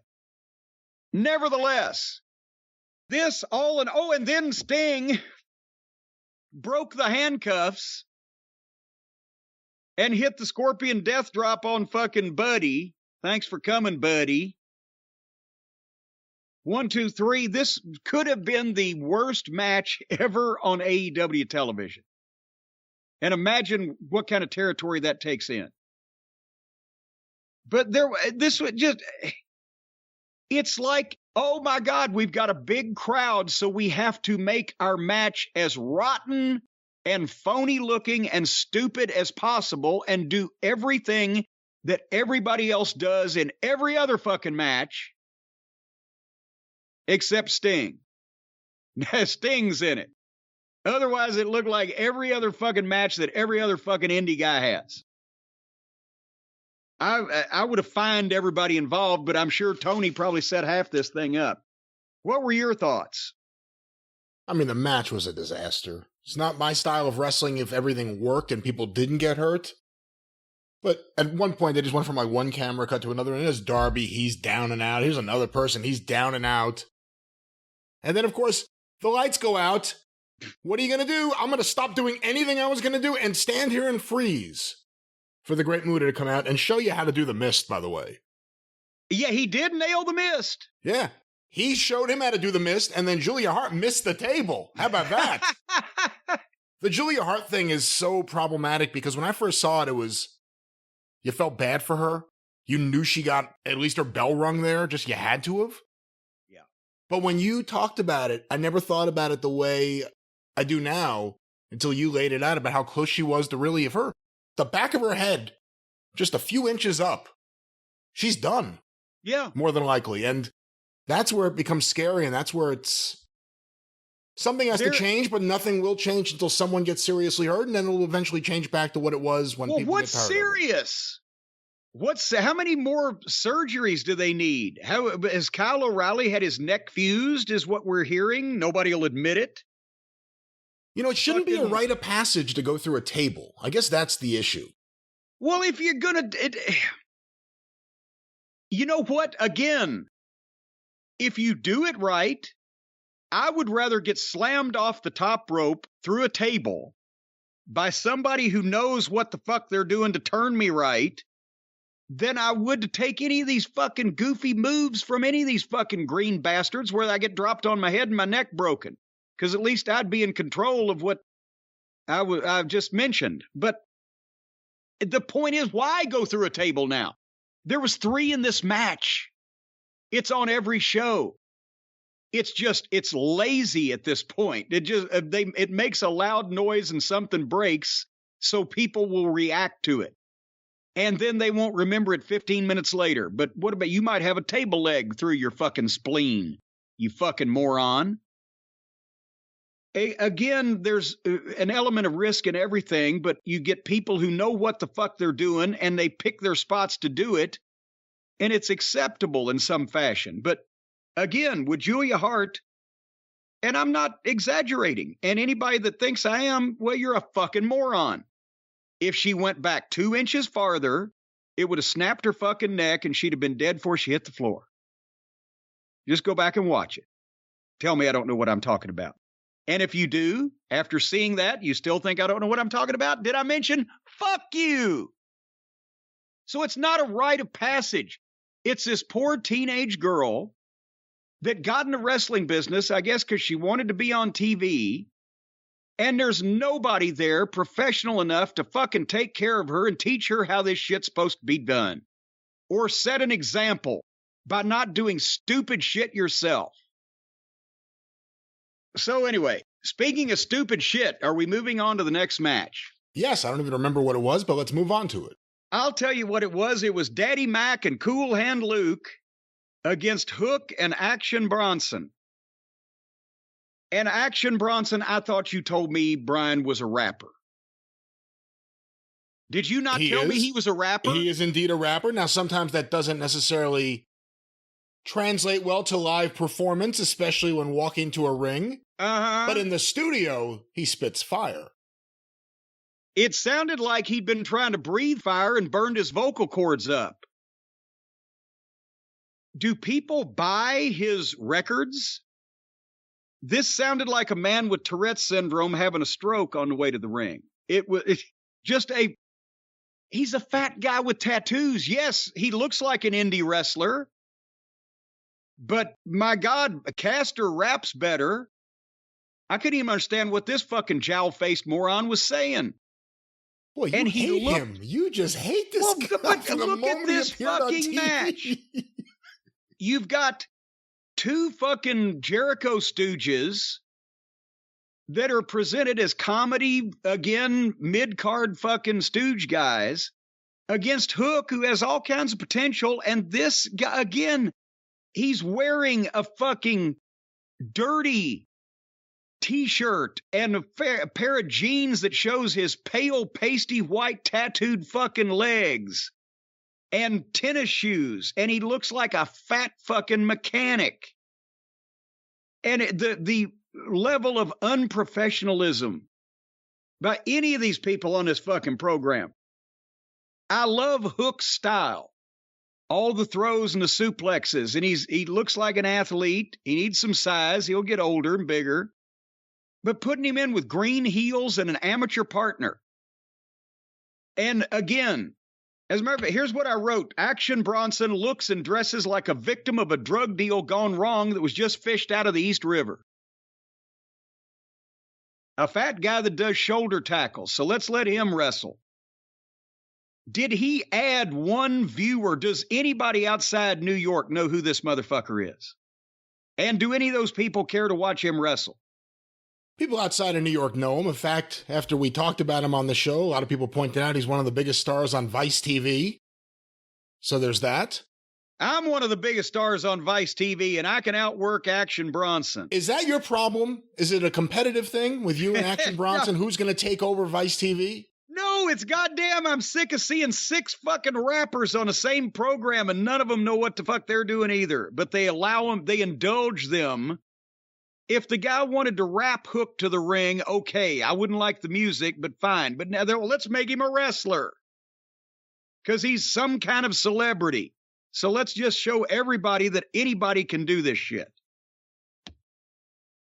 So anyway, the faces went over with the double choke out. So now this guy, this obviously middle-aged, fat, out-of-shape fucking rapper just choked out a trained, competitive professional wrestler in the first match the rappers ever fucking had. That makes a lot of sense, doesn't it? Hey, look, not everyone could be Trina.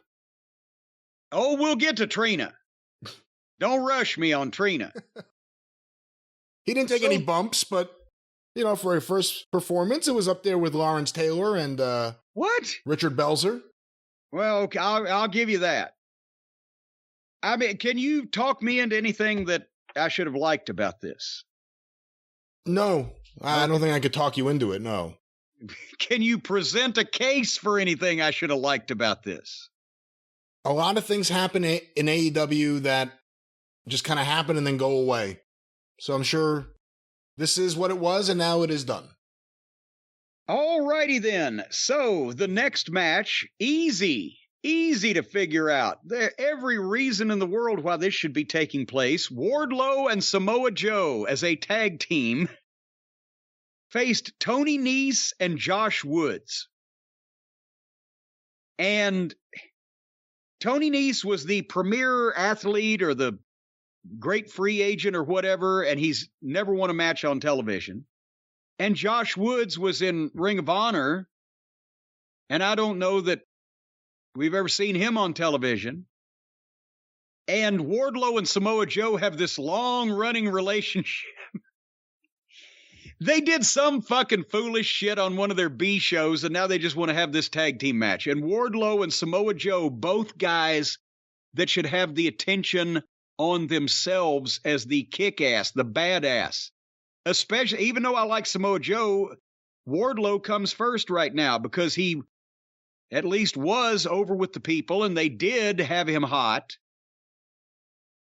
But now they're partners, and they beat these job guys up. But again, the baby faces go to the ring, jump start on the heels, a 4-way, 2 on the floor, 2 in the ring, sloppy work. The heels aren't over. The face team makes no sense. It was a 4-way through the whole fucking match, even though nobody said it was no DQ or a tornado match. Just a 4-way. And then Joe beat Tony Nese, and then Sterling came in and Wardlow powerbombed him a few times. And then it's like none of these guys were ever taught how to fucking wrestle. They just send them out to do their goddamn moves and finish the match when you're done with it. Samoa Joe's better than this. Wardlow should be. Why could this not have been a tag team match where they just fucking beat the job guys but didn't do a goddamn chaos 4-way through the whole thing like that call was called for in any way, shape, or form? I couldn't tell you too much. This was my bathroom break match, and I think that says a lot. The fact that Wardlow is now in the bathroom break match. What I usually say for the women's match on the show for the first bathroom break or kitchen break, it was the Wardlow match. That's how much they've cooled him off. He's just now appearing in random tag matches and 6-man matches with FTR. He has no one he's programmed with. Every now and then he'll kill a few people, and then he'll be back in a tag match or a 6-man match. It seems like, at least. Were FTR in Arthur Ashe Stadium? There was a promo. Yes, they were told off by the Gun Boys and had no response but to agree with the criticism that they were confronted with. So the last time on the show, we talked about what's going on with FTR. We talked about them being cooled off and momentum being cooled off, how they get the biggest pop and then they're off TV, or they'll get the biggest pop and then all of a sudden a few weeks later, Dax will have a singles match, which he never wins. And here's another example. Since that time, they weren't even on the fucking stadium show in New York. Where were they? Why weren't they there? Well, they weren't there so that by the time that the Cucamonga kids get unsuspended from the principal and can get out of study hall and go back to regular class, the fans will have forgotten that they thought that FTR was a much better tag team than the Hardy Boys. That's the goal there. But we'll see what happens. I wonder if the Bucks are going to come out of this talking to people differently, talking about people differently, behaving differently, being less douchey to people who aren't in their little clique. It'll be interesting to see how they react to this, if this is any kind of eye-opening event. Or eye-shutting. It was an eye-shutting event, but will it be an eye-opening event in the long run?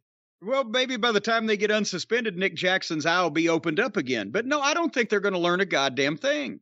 I still think they think that they're the hot shots in the wrestling business and all the big stars are the ones that need to modify their behavior. So we'll see. The next match, Jungle Boy versus Felix. And I said, oh, hell no. 20 fucking minutes later, that thing was over. And, of course, Christian Cage comes out with his arm in a sling, and Jungle Boy's looking at him, and guess what happens? Dino Douche comes from the other side from behind the ring. Again! Remember we just talked about on the last program we did, that the only finish that exists now in the WWE is music plays, somebody comes down and distracts somebody, and they turn into the opponent's finish 1, 2, 3. They did that basically 3 times on the same program last week. This show is somebody comes down, and the person stands and looks at them, and somebody else attacks from behind in every fucking match. And Dino Douche gets on Jungle Boy and hits some kind of lazy move. And then Christian gets in and cuts a promo and knocks the fans and cuts a promo on the prone, feckless babyface who is laying there grimacing while Dino Douche has one foot lazily standing on his head so he can't escape. And then after the promo is finished, Dino takes his foot off the guy's head and gives him a choke slam. Could you come up with could Eddie Graham or Leo Garibaldi or Bill Watts, the greatest bookers in the history of wrestling, come up with a way to make a babyface look more like a piece of shit than to have somebody just stand on his fucking head while somebody else trash talks him and the guy can't do anything about it? I wrote at this point, I can't take much more of this program. Did I miss anything here? No. Good. Who gives a shit about Jungle Boy anymore? How could you? Maybe Baltimore just for the royalty checks, but... And then... Eddie Kingston versus Sammy Guevara with Thai Melo Conti. And this was the match that they were supposed to have a few weeks ago before Eddie got suspended for trying to pie face Sammy when Sammy called him a fat piece of shit. So I wrote, as Kingston was headed to the ring, I wrote down, if they jumpstart this, I'm skipping it.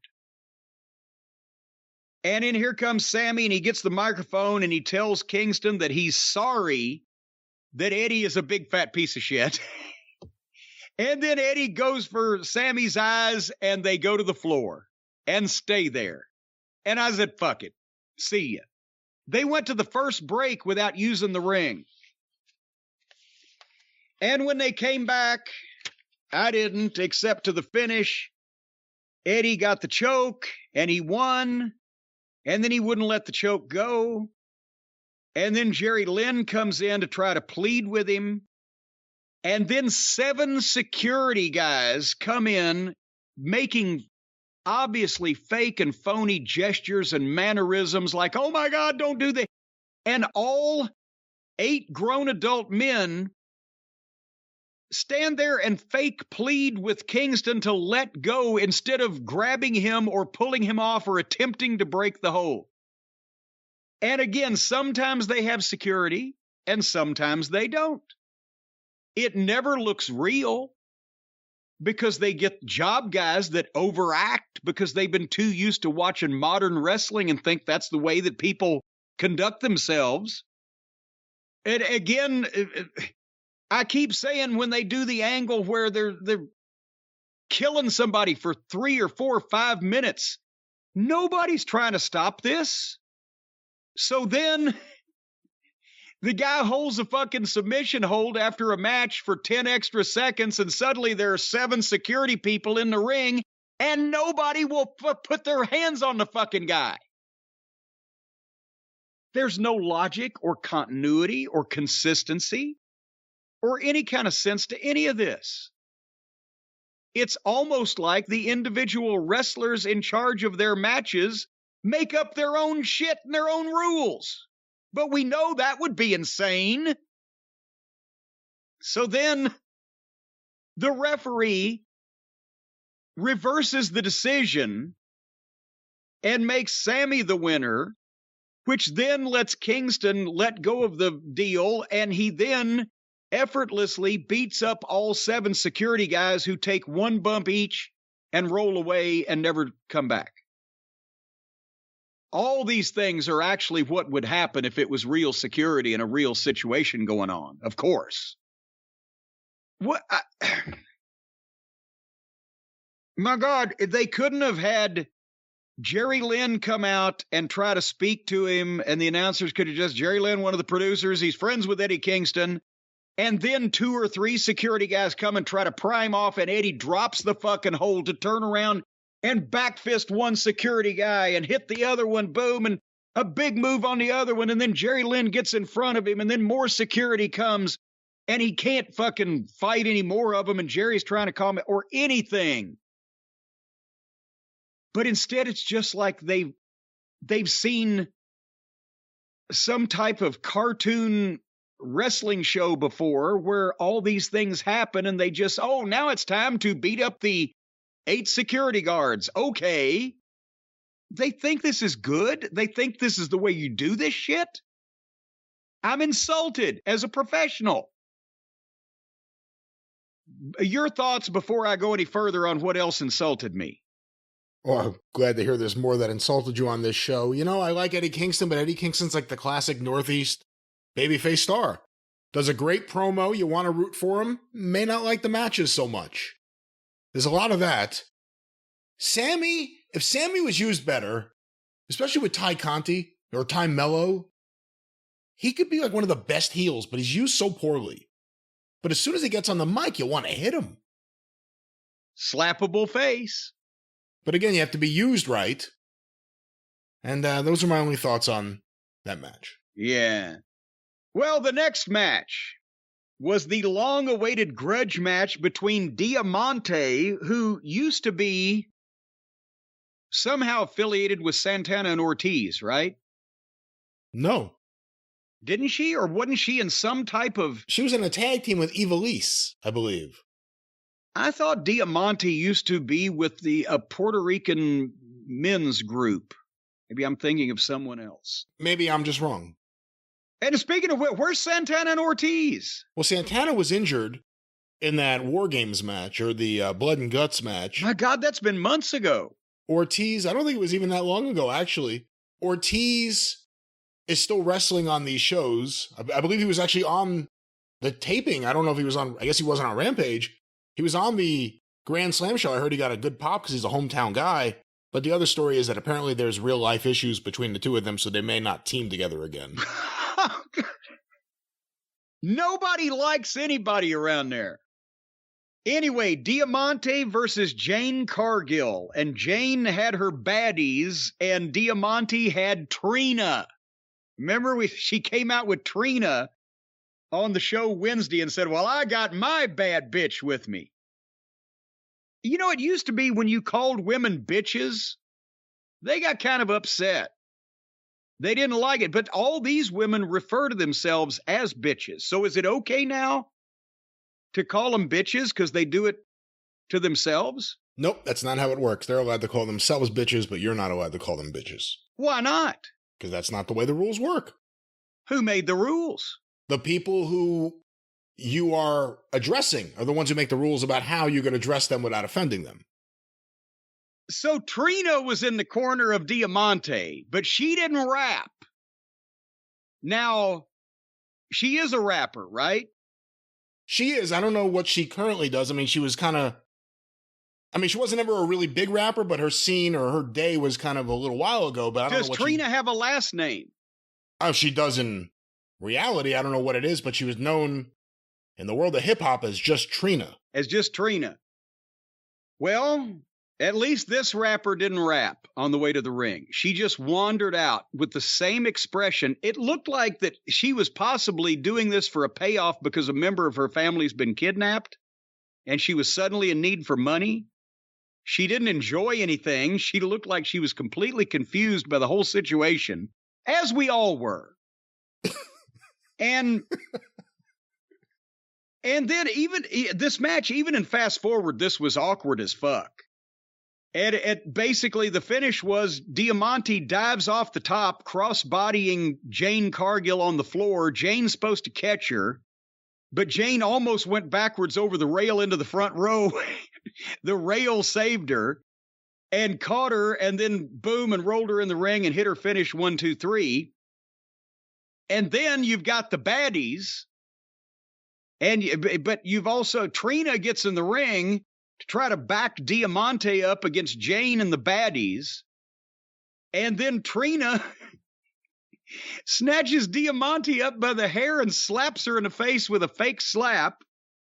And of course, Jim Ross, who actually has been cited now, he was on this program. Jim Ross goes, "Oh, Trina." Because he was about ready to fucking get out of there, as we all were. And Trina shook hands with Jane with a look on her face that looked like she'd rather be at the dentist having a root canal procedure. And that was that. So apparently Diamante's a bad friend or bad judge of character. And Trina, she started out a baby face, but now she's a heel. My God, how will her career survive? And who really was the baddest bitch out of all of this? Because that's what they were fighting about, and I don't know that we ever determined. I don't think we determined anything. You're right about the lack of enthusiasm from Trina from the moment she walked out. It's like she was sleepwalking to the ring. I don't know what the point of this is, because again, she, I believe, would be from the New York tri-state area. I can't imagine they're taking Trina on the road to any more Dynamites or anything, so this was just a one-time turn for no reason on Diamante, who we haven't seen on TV since she was teaming with Ivelisse, who they let go of a couple of years ago. This is the AEW women's division, folks. All elite women. Who is the baddest bitch? I think it's Jade. Jade's kind of running stuff there. She's kind of head of the bloodline. She's head of the table. And I'm still convinced that now you're allowed to call ladies that word because they're all fighting over to see who's the biggest one and the baddest one. Well, they certainly like to call themselves it, that's for sure. All right, well, next was the Golden Ticket Battle Royal, and I'm not making this up. What in the world? Why is it that the most markiest of marks, the most amateur of bookers, the kids in their basement that sit down and write their own cards over and over again, and I was one of those when I was 14, they love battle royals. Nobody else does, but they do. This company has been battle royal to fucking death. And here again, another one of these inexplicable, it's a reason to get every outlaw goof in the company on camera. And again, they start the battle royal with the entrance of Hangnail Page, And then suddenly a half a dozen heels jump him from behind before he gets to the ring. And then here comes the Dork Order in to help. And Big Show suddenly has returned from the grave or the Federal Witness Protection Program or wherever he's been, and he's back on color. And they go to the break with a jump start of a battle royal. And when they come back from break, the full thing is going on. And once again, every indie-rific outlaw goof in the company is in this thing. And again, we go through almost 20 minutes of this horse shit before guess who wins? Hangnail Page. Tony rewards the empty-headed little bitch that started the chain of events that might be what puts his company out of business with winning the golden ticket. So they get a title shot at some goddamn title somewhere sometime. Like it's not. Is it hard now to get a shot at a title in AEW? Because if you have a match, chances are it's going to be a championship match because they got 18 titles. If you're in AEW and you don't have a match for a title, something's wrong. Because they have so many championship matches, they just take in other companies' champions. Hey, come bring your champions onto our show. We'll take anyone, no matter what size, no matter who they are. I hate these battle royals. AEW makes you sick of battle royals and tournaments and golden casino ladder fucking this and that. Just, it's so overdone. Nice to see the Big Show or Paul White. Maybe he'll be the Big Show again soon. Who knows? But again, Adam Page. Why is Adam Page being rewarded for all the for all the bullshit, for all the drama that he deliberately went out there and caused? If Page was smart, and now examine the words I've just said, but if Page had been smart after he pulled that stunt on live TV and that promo with Punk and didn't get fired, he should have determined right then, I've used my get out of jail free card. I better keep my nose clean from this point on out. Because do you think the WWE is interested in him? What kind of, there's no personality there. He's illustrated he'll go into business for himself on live television at the behest of his little buddies rather than being serious about business. That Tony didn't fire him. He's got to realize this job is the best one he's probably ever going to have. And if not the best, the highest paying. And he probably ought to get his shit together, but I can't believe Tony still rewards him after all these headaches of the last few weeks that all directly went back to fucking Adam Page taking up for Colt fucking Cabana. Maybe Adam Page is Tony's Shawn Michaels. Good Lord, that would be the first time Adam Page has ever been compared to Shawn Michaels. Unprofessional. New age version of unprofessionalism. I thought you were talking about talent. Well, no, because even then, Adam Page would be an unprofessional. Adam Page is an amateur compared to Shawn Michaels. Shawn Michaels knew how to be unprofessional. Shawn Michaels could goddamn unprofessional with the best of them. This guy's just an idiot who said a bunch of unintelligible shit to a guy who didn't know it was coming and was confused about whether he ought to beat the fuck out of the guy or just talk around him. Anyway, the main event was next on this program, and the only reason that I stuck around to watch it because of who it was in it. And then we get to it, unsanctioned lights out match, no disqualification, no rules. As opposed to what other match on this program that had rules? Why don't they just say, hey, here's a special stipulation. In this match, you can get disqualified if you cheat. We have a special match, a rules match here tonight. The referee knows how to count in this match. And nobody ever gets disqualified in this fucking fakakta company to begin with. So anyway, Powerhouse Hobbs and Ricky Starks. And I'm thinking, okay, let's see. And then but they give the big entrance video for Starks and the big lighting effect. And I'm thinking, okay, but however, they've doomed these guys with the spot they put them in and the show they presented in front of them a lights-out match that the announcer said was so dangerous between these two and their ill feelings that it can't be sanctioned by the company because somebody could get hurt. And then here's two guys fighting barehanded. We can't sanction that. But that opening match with fucking 4 guys and a girl and tables and fighting all over the fucking building, well, that's fine. And or what about the Battle Royal with 20 people fucking doing whatever the fuck they wanted? Or the other 2 or 3 no disqualification matches that I've forgotten about.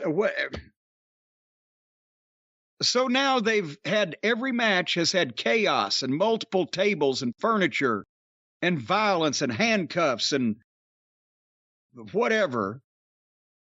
And this lights out match is 2 guys. But within 2 minutes, Hobbs is pulling out a table and bringing it in and hitting Starks with it. And then a chair. And then a second chair. And while Starks is in the ring selling, Hobbs is on the floor looking under the ring and tossing junk in. And there's nothing actually happening. And then they go to the break. And when they came back from the break, I'd been distracted. I believe by Harley at that point, she needed to piss, and I forgot to pause the DVR. And when I came back, it was very close to the end of this thing. And at that point, I wasn't even interested enough to back it up and see what I missed. Because what the fuck could I have missed? I've seen people through furniture, people handcuffed, people, tried to fucking bleed to death. Near fucking fatalities. What are these two going to do? Maybe sometime they'll let Starks and Hobbs have a match, either a normal match or a stipulation match where the stipulation makes sense and everything that they could possibly do hasn't already been done beforehand in the program by 5 other people and 3 girls. And I like both these guys, but you can't watch them in a real match so you can judge their work or determine their progress without the furniture and the chairs and the bullshit. And anybody can do that.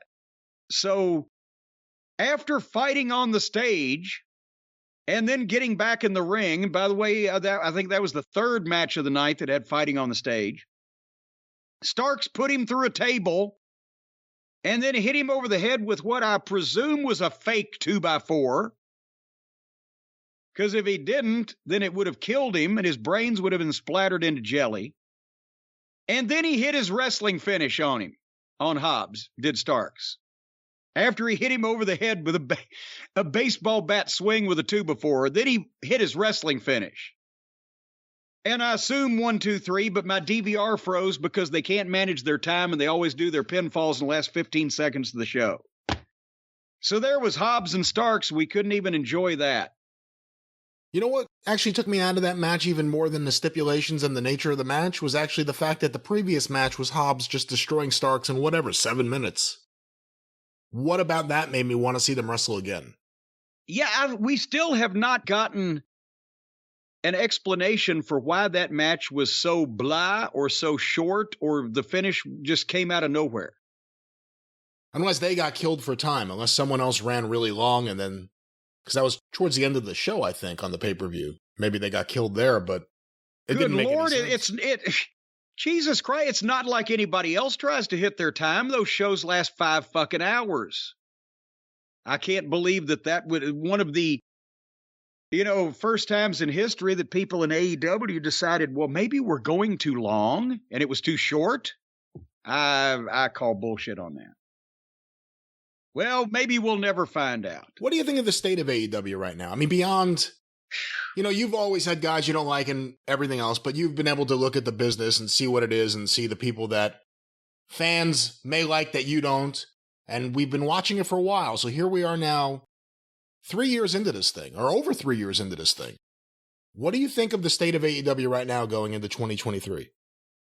Well, we pretty much have called all along that there was going to be problems eventually with the EVPs, and especially when it was time to move them aside because people had replaced them in the fans' hearts and minds, and or more fans, other fans have come along that don't care about their foolishness. Real fans of real mainstream stars. That's already happening. We knew that inexperience in the booking was going to be a big problem, and it's become obvious and blatant and much worse because at the start of the AEW, they didn't have any. You didn't see the evidence of guys getting over on their program and then having their legs cut off out from under them because it wasn't part of the plan, Smithers. But now we have. Wardlow gets over. They don't know what to do with him. Keep him over. FTR gets over, even though they tried not to let him get over, so they bury him because of the Bucks. Punk drew them their $1 million gate, their $1 million fucking, or their million viewers and whatever, the million man.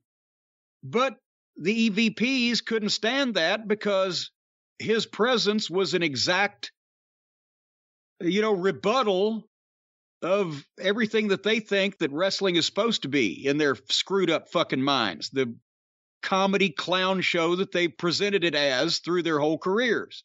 That's what they were trying to do, but it didn't work.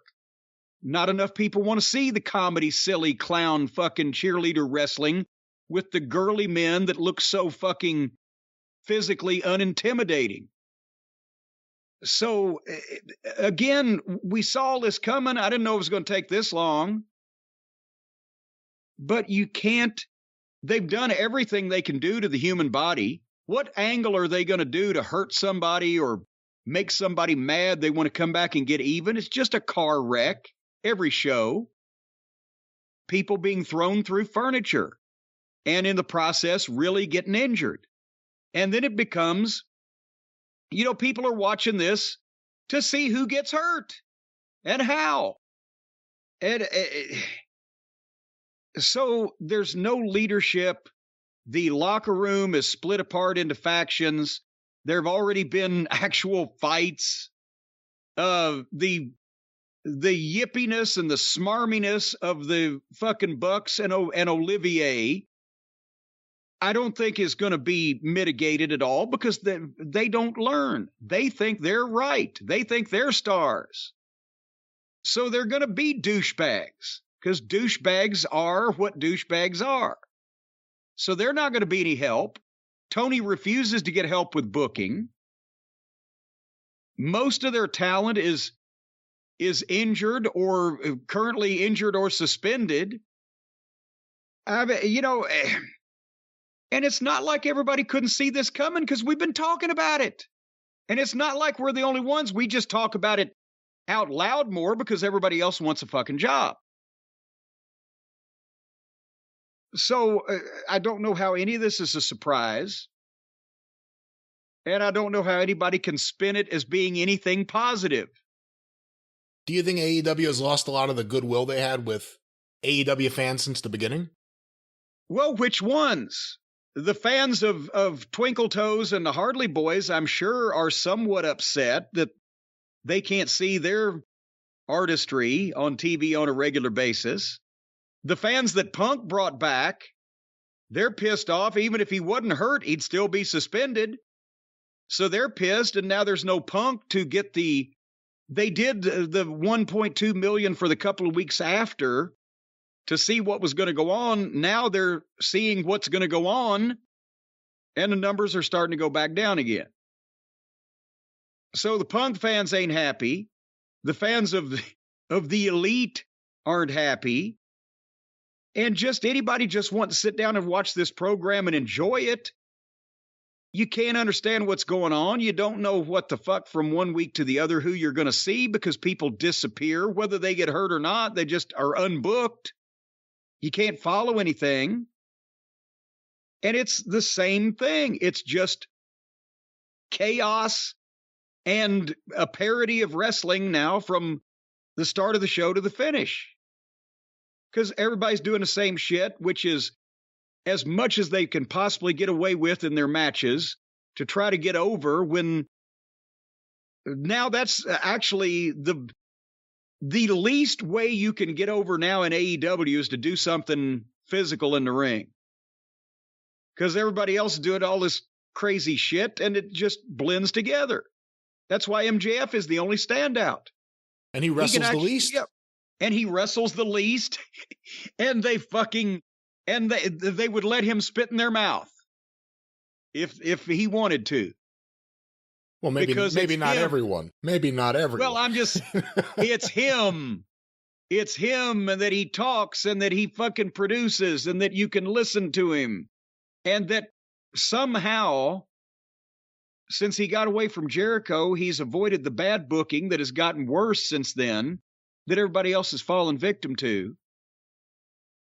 So, I don't know. I don't know what you do.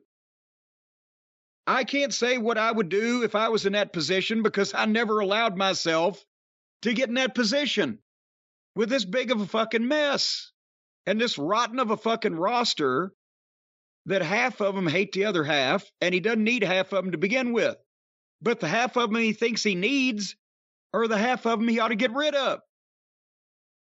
But when you look at Tony and the control he has over virtually everything with AEW, can you relate in a sense? I mean, if you look at Smoky Mountain Wrestling 3 years in, it was pretty impossible for you mentally at that point to give up anything to anyone because you knew you wouldn't fuck shit up, even if you wouldn't get any sleep and you'd eat like shit. Yeah. And you'd yell at people and beat up cars and all sorts of shit. Yeah. You knew you'd get your stuff done. It was hard for you to just hand off responsibility. You'd also been burned. Can you understand why Tony, and I'm not justifying it, but why Tony may not want to hand off more, let's say, with the booking? No. Why it may be tough for him mentally to do that? No, I can't. Because he doesn't know what he's doing. And people have obviously been telling him that. No one's been telling him that. I have. You tell him that. Everyone else tells him he's great. You're going to win Booker of the Year. But here's the thing. If I had suddenly in the middle of Smoky Mountain Wrestling bought a car lot and decided to start selling cars, and I ran a shitty car lot and I couldn't sell any cars, you know what? I would have said, you know why? It's because I don't know how to sell cars and I've never owned a car lot and I'm the shits at it. So I'll hire me some car salesmen to sell my cars.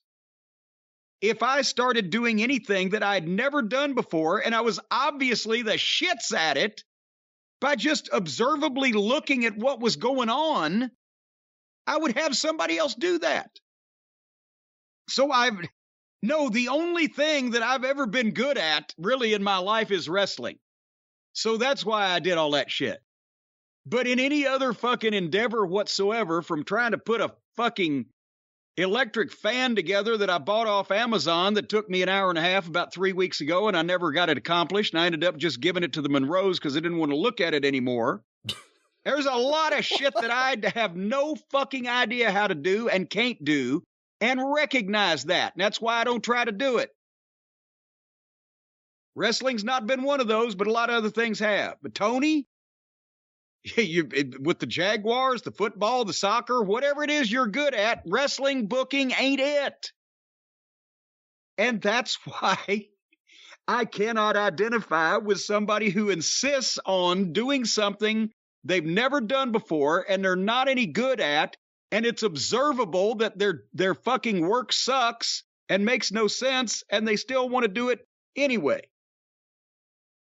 And a lot of people are going to say, oh, but look, they've drawn this money. And that. No, none of the booking has drawn any of this money with AEW.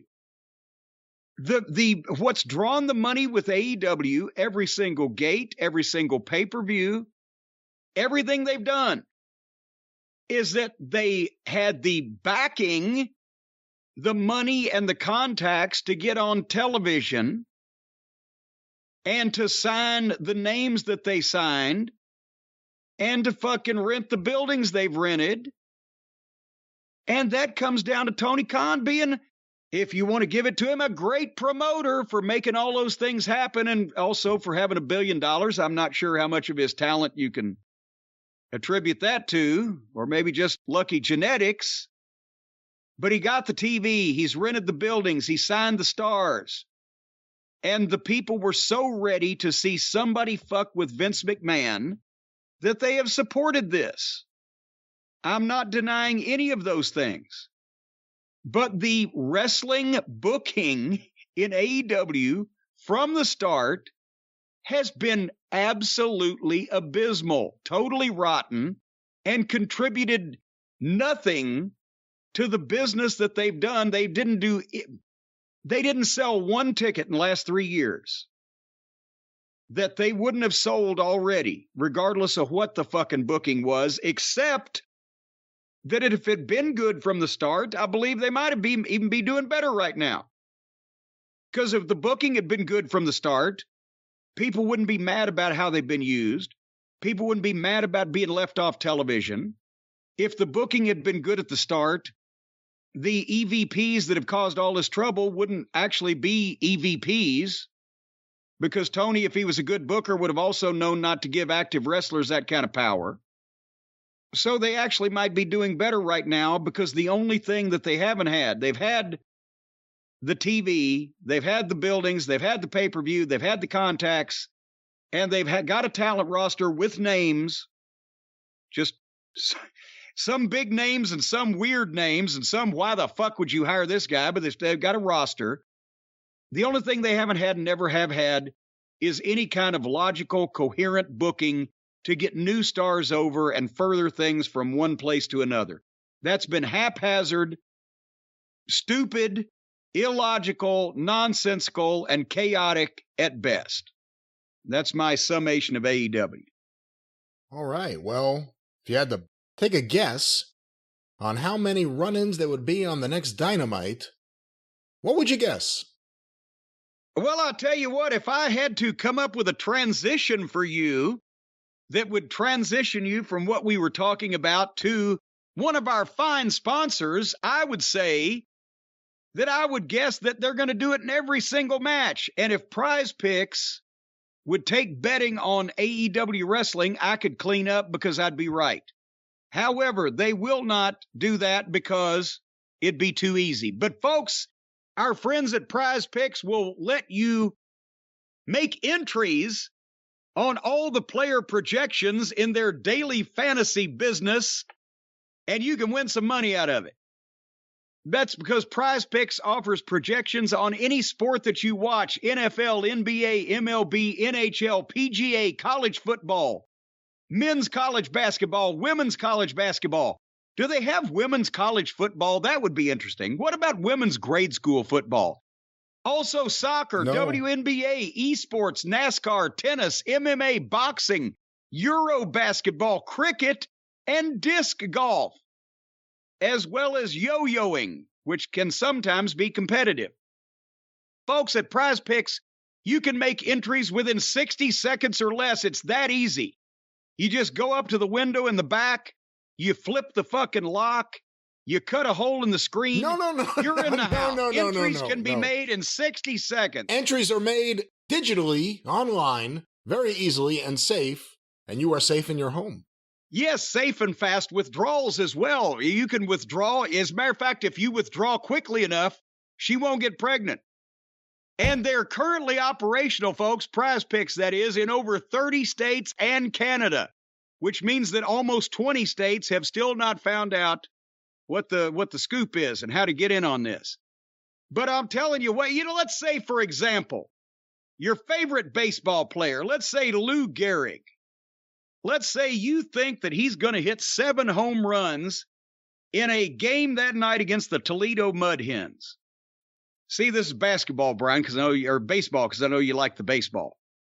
So if Lou Gehrig, you think, is going to hit 7 home runs against the Toledo Mud Hens, then you just make an entry saying that you think that's what's going to happen. And it's, as we mentioned, safe and fast. And if he does hit 7 home runs against the Toledo Mud Hens, then they send you money. Is that how that works? I'm not exactly sure what you just said. Well, in that case, folks, that's how it works. And right now, you can download the Prize Picks app or go to prizepicks.com to sign up and play the daily fantasy sports. And it's always good to have a fantasy every day, especially if it revolves around crotchless stuff. First-time users can receive a 100% instant deposit match up to $100 if you use the promo code JCE. That's how you know that you're in fine form there. If you use the promo code JCE, they will give you whatever kind of money that you put in. They'll match it. See? So just go crazy. Put all your money in there. Think about this. If you have $100,000 and you put $100,000 in and they match that, well, if you won, well, that would just be swell. But they won't do that because they only match up to $100 because they're not stupid at Prize Picks. But don't forget to enter the promo code JCE at sign up for an instant deposit match up to the aforementioned $100. And then if you're right and you beat these projections, then you will win up to 10 times your money. Is that correct, Brian Last? Potentially. Potentially. It's all subject to debate, happenstance, and chance. Randomness plays a part in this, but you could come out with some money. That's right. You could come out with money. Of course, it all depends on how you do against the numbers with Prize Picks. And the projections. And the projections. That's the word I was looking for. Yeah, you could come out brokering a broke dick dog, too, but things happen. Things happen. Things happen with Prize life. Picks. And you can never be fully sure. So embrace everyone and tell them you love them and go to Prize Picks right now. You may not have a chance to do it tomorrow. And what's that website again? PrizePicks.com, or download the app. What would you think if you got hit by a truck and killed tomorrow and you had not had the chance to go to Prize Picks? You would be miserable for the rest of your death. Well, I don't want to comment on that, but Prize Picks. Jim, it makes you wonder if Tony Khan's ever gone on Prize Picks and tried to figure out which of his wrestlers will be disgruntled or upset or deny being disgruntled or upset. And on that topic, have you been following what's been going on with, I guess, Malakai Black, Buddy Matthews, and the overall House of Black? I've been I don't think Sherlock Holmes could follow this, to be honest. There's conflicting reports from everybody. I won't go into the whole thing. We talked about Malakai Black on the programs the last couple of weeks. He said that he wanted to take a break from wrestling. He'd had problems in his personal life, whatever. Okay, that's fine. But then the story got out that he wanted to go back to the WWE because of Triple H. And conflicting reports have come out from his own mouth as to how long his contract is and or whether he asked for his release. And now Buddy is in the same boat. Buddy told people on an independent show, just like Malakai, well, I need to step back and recalibrate a little bit, get away from this. Okay. But then stories are circulating that he asked for his release and that Tony's not granting any releases and this whole merry mess. What have you got on this, Brian? You tell me what's going on. To talk about this briefly, like you just said, I'll play you some audio. I'll play you how it was covered on the Wrestling News, because that's a way of covering it without any opinion or anything, just a straight version of what's happening. But when he said, or when you said that the 5-year contract thing is in contention, that was Tony Khan who said that. It wasn't even him. Tony Khan said that in an interview somewhere. Yeah, Malakai Black is denying that he has a 5-year contract, whereas Tony Khan just said a couple of months ago, well, he's got almost 5 years left on his contract. So which one? And then in terms of wanting a release or not, whether, what's true and what isn't, he's the one who just put out the statement saying, I did indeed request my release. Well, no, he just put out the statement saying he didn't ask for his release. The statement he put out where he started, I did indeed ask for my release, was a few weeks ago. Well, on that topic, let's go to the Wrestling News. Of course, at thewrestlingnews.com or wherever you find your favorite podcast, check out the Wrestling News. Here is a sample of it. Mike Sempervive, the anchor, covering the Malakai Black story from this morning as we are recording. Speaking of Malakai Black, he got on his Instagram Live late Monday night to launch a tirade directed at, quote, the dirt sheets about his current status in professional wrestling and said he's gotten death threats as a result of rumors that have swirled online. The following does contain strong language. Those people, they don't care about my mental health. They don't care about your mental health. They don't care about your feelings. They don't care about my wife. They don't care. Not one single thing of it is true. So, again, if you were part of this mob that felt the need to even send me death threats, then, well, thank you, dirt sheets, because clearly those people, they don't care about my mental health. They don't care about your mental health. They don't care about your feelings. They don't care about my wife. They don't care about my family. They don't give a shit. All they want is like dumb clicks for stuff that they're making up, because they're tying bridges between things that are no longer there, that don't exist, because they want that narrative to exist. But again, I'm sure that it will be deemed as tomorrow there will be a different narrative, and tomorrow there will be it'll be oh, we got the wrong information. Oh, we heard it from this. Oh, don't blame us. We're just reporting. No, you're not. Like, a real person will own up to their bullshit. They will own up to their words, and they say, you know what? I'm sorry. I shouldn't have said that. It's on me. Because if the words come out of your mouth, then own it. Just own it. Anyway, I would like to very much go back to just working on my stuff, working on my private life, working on, getting to the point of, feeling good again. On September 17th, Black wrestled for Prestige Wrestling, and after the match addressed the crowd, saying he was going to take some time off and adding, "I promise you this is not goodbye, this is just we'll see each other soon." The next day, Black posted on his Instagram that he did in fact ask for his release from AEW, and revealed several reasons as to why, including several out-of-ring events, a nagging injury, and, quote, promises in my professional field that were not upheld. In that same post, Black expressed his frustrations that private conversations between him and AEW were made public, and unhappiness over rumors online about his personal life or receiving a conditional release. Well, there it is, Jim, as it was reported. That cleared everything up, didn't it? On the wrestling news. The audio of Malakai Black last night, as we are recording in the middle of the night, apparently, issuing a statement, in some ways seemingly contradicting previous things he said. Again, that was only a portion of the audio. What are your thoughts on all this? Are you caught up to date? Well, apparently, but not with Buddy. We've still got to talk about Buddy. But with Malakai, the House of Black now has more vacancies than the Bates Motel. Have you noticed that? They're bailing out of that thing. Did he say he got death threats? He did. For what?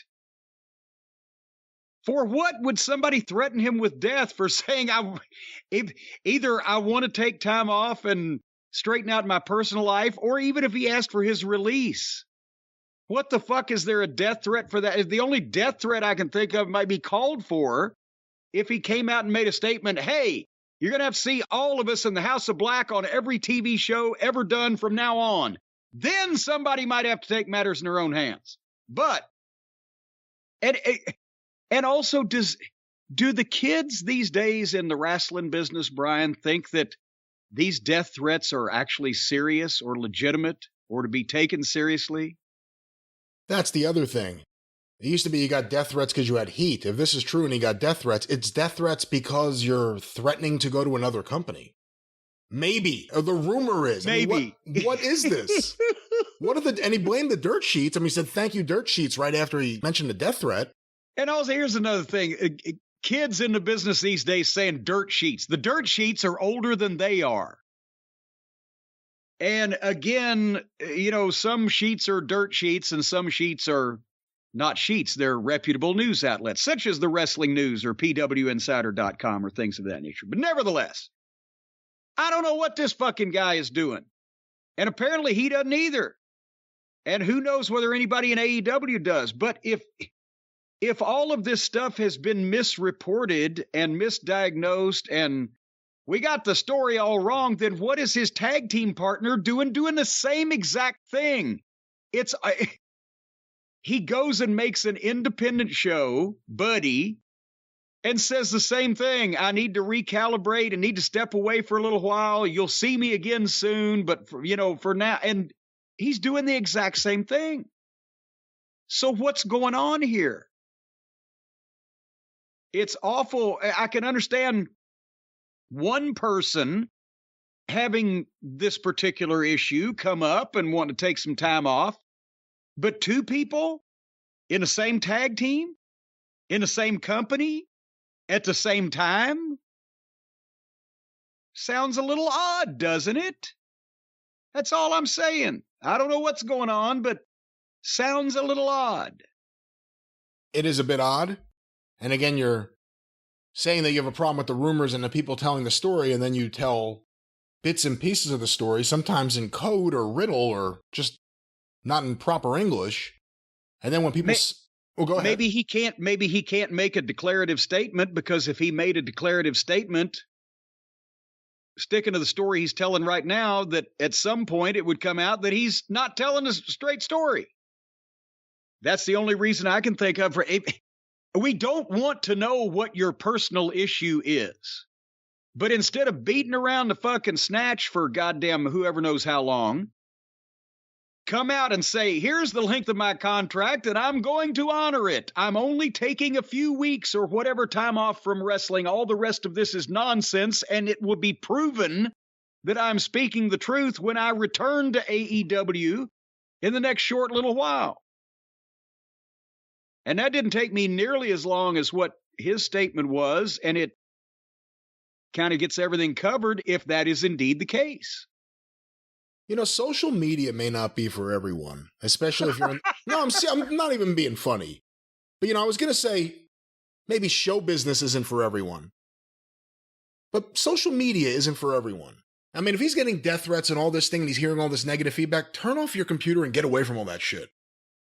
And I'm not saying this to criticize him. I'm giving this just in general. I think there's too many people who live around the feedback. Just turn the shit off and get the fuck away from it all. I don't think they know how to exist without it. Because I got news for everybody.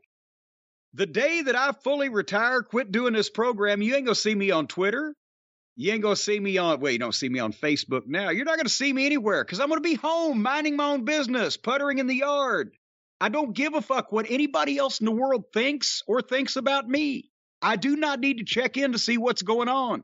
As long as there is not a spaceship or dark clouds with menacing fucking lightning right over the top of my fucking house, I don't care. And nothing that anybody says affects the way that I think about things. I decide for myself.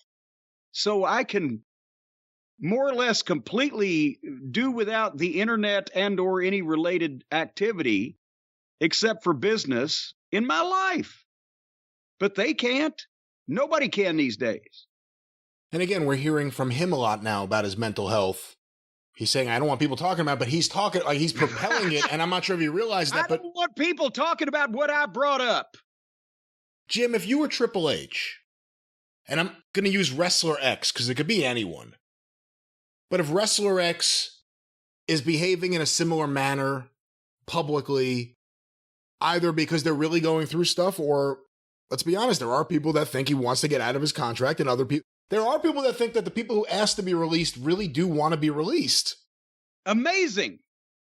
Amazing that you would think that when somebody says, hey, I don't want to work here anymore, that you would come to the conclusion that they don't want to work there anymore. It's amazing. But if Wrestler X is having a public display like this, and you can tell it's a mess for the company he's working for, whether it's a Brian Pillman or a Malakai Black or any other example, if you're a Triple H, do you think twice before you bring that person in? Well, I mean, don't group Pillman in that, because Pillman actually was... It was a work. Doing things on purpose to make him more notorious. And sometimes he just didn't tell the people he was working with because they couldn't carry it off. I would tell anybody any of the wrestlers that would be working in this fictitious company that I was in charge of, if I was Triple H or whatever exercise in fantasy that we're doing, it wouldn't just be if they were airing their personal problems or dirty laundry or whatever. I would say if you get on social media, then you are who you are on our television, and you speak that way and you act that way and you look that way every single time you're on social media, or don't be on it. Or if you want to be on it, then you won't be working here. Pick. Because I'm sorry, I'm sick and tired of phony fucking wrestlers that have one gimmick on television, and then they're on social media crying about, if they're a heel, they're crying about their personal problems like somebody's supposed to give them sympathy. Or if they're a baby face, they're whatever the fuck, or they're goddamn with their arms around their mortal enemy on television. All that's bullshit. You don't need to tell the entire world every goddamn time you have a ham sandwich for lunch, or everything you do in your life, or fucking make note of, take a picture of every goddamn place you go, or thing you see, or meal you have, or whatever the fuck. Nobody else cares. I don't care what any of you people eat or drink. I don't care where you go for vacation. Why would you care about me? It's fucking ridiculous. So don't air your dirty laundry. Don't talk about your personal problems, and don't fucking gripe about your goddamn boss on social media until you tell the boss to take the job and shove it, and then you can fucking knock him all you want to. But it's not just wrestlers, it's everybody. They've all gone crazy. Everybody thinks that somebody gives a fuck about all your goddamn problems, or your fucking joys, or your triumphs or tragedies, or whatever the fuck. And no, that's not true. Most people don't give a shit because they got their own triumphs, tragedies, problems, and etc. So just if you're going to be a wrestler and you're going to get on social media, talk like the person you are on TV, or just stay home and look at your goddamn family album. Don't fucking tell everybody in the world everything they need to know about you. I've never understood it, but that's just me.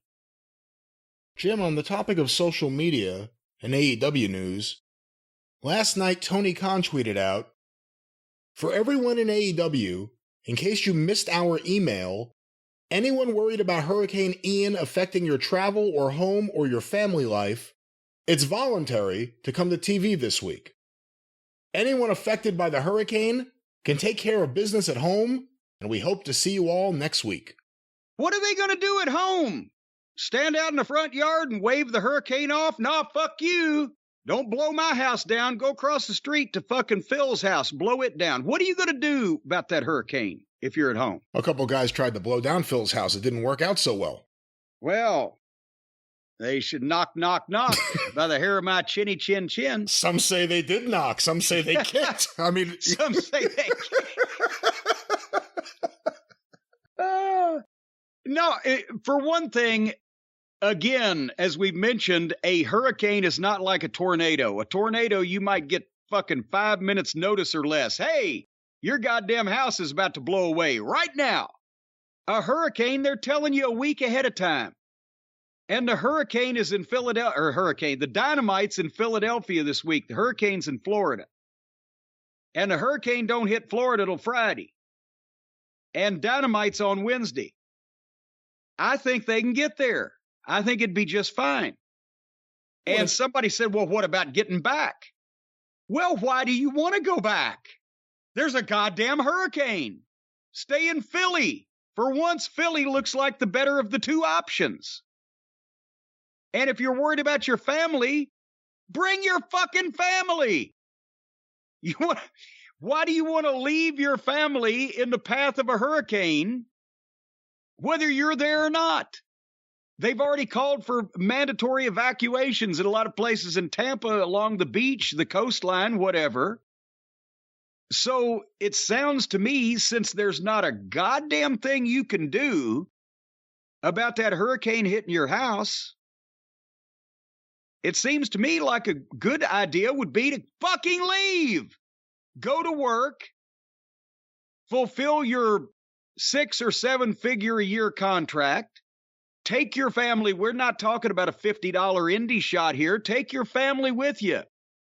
Because for one thing, if Tony, he already has no Punk, he's got no EVPs, all the other people that are on the injured list, they're all out. Now anybody that lives in Florida, what the fuck? What's he going to do? Have a hour Broadway twice between 4 guys? Who's he going to have left? Let Tony offer, instead of leaving employees off of his show, hey, I'll fly your fucking wife and kids up to Philly too and get them out of the goddamn hurricane. I'm in all seriousness, it's a national television show. And I can understand if the hurricane hit the places that the wrestlers lived, and there was no way for them to get out, and there was no electricity or no communication or whatever, and they're stuck there. But no, you got a goddamn week's notice on the forecast, and the hurricane is nowhere near where they're shooting television, and you're paying these guys thousands of dollars per shot in most cases to fucking come to work and do that national TV show, bring the family, and then wait a few days and then go back when some of the shit settled down. Who wants to sit there and watch while a hurricane takes place? I did that once, and I don't know that I'd do it again.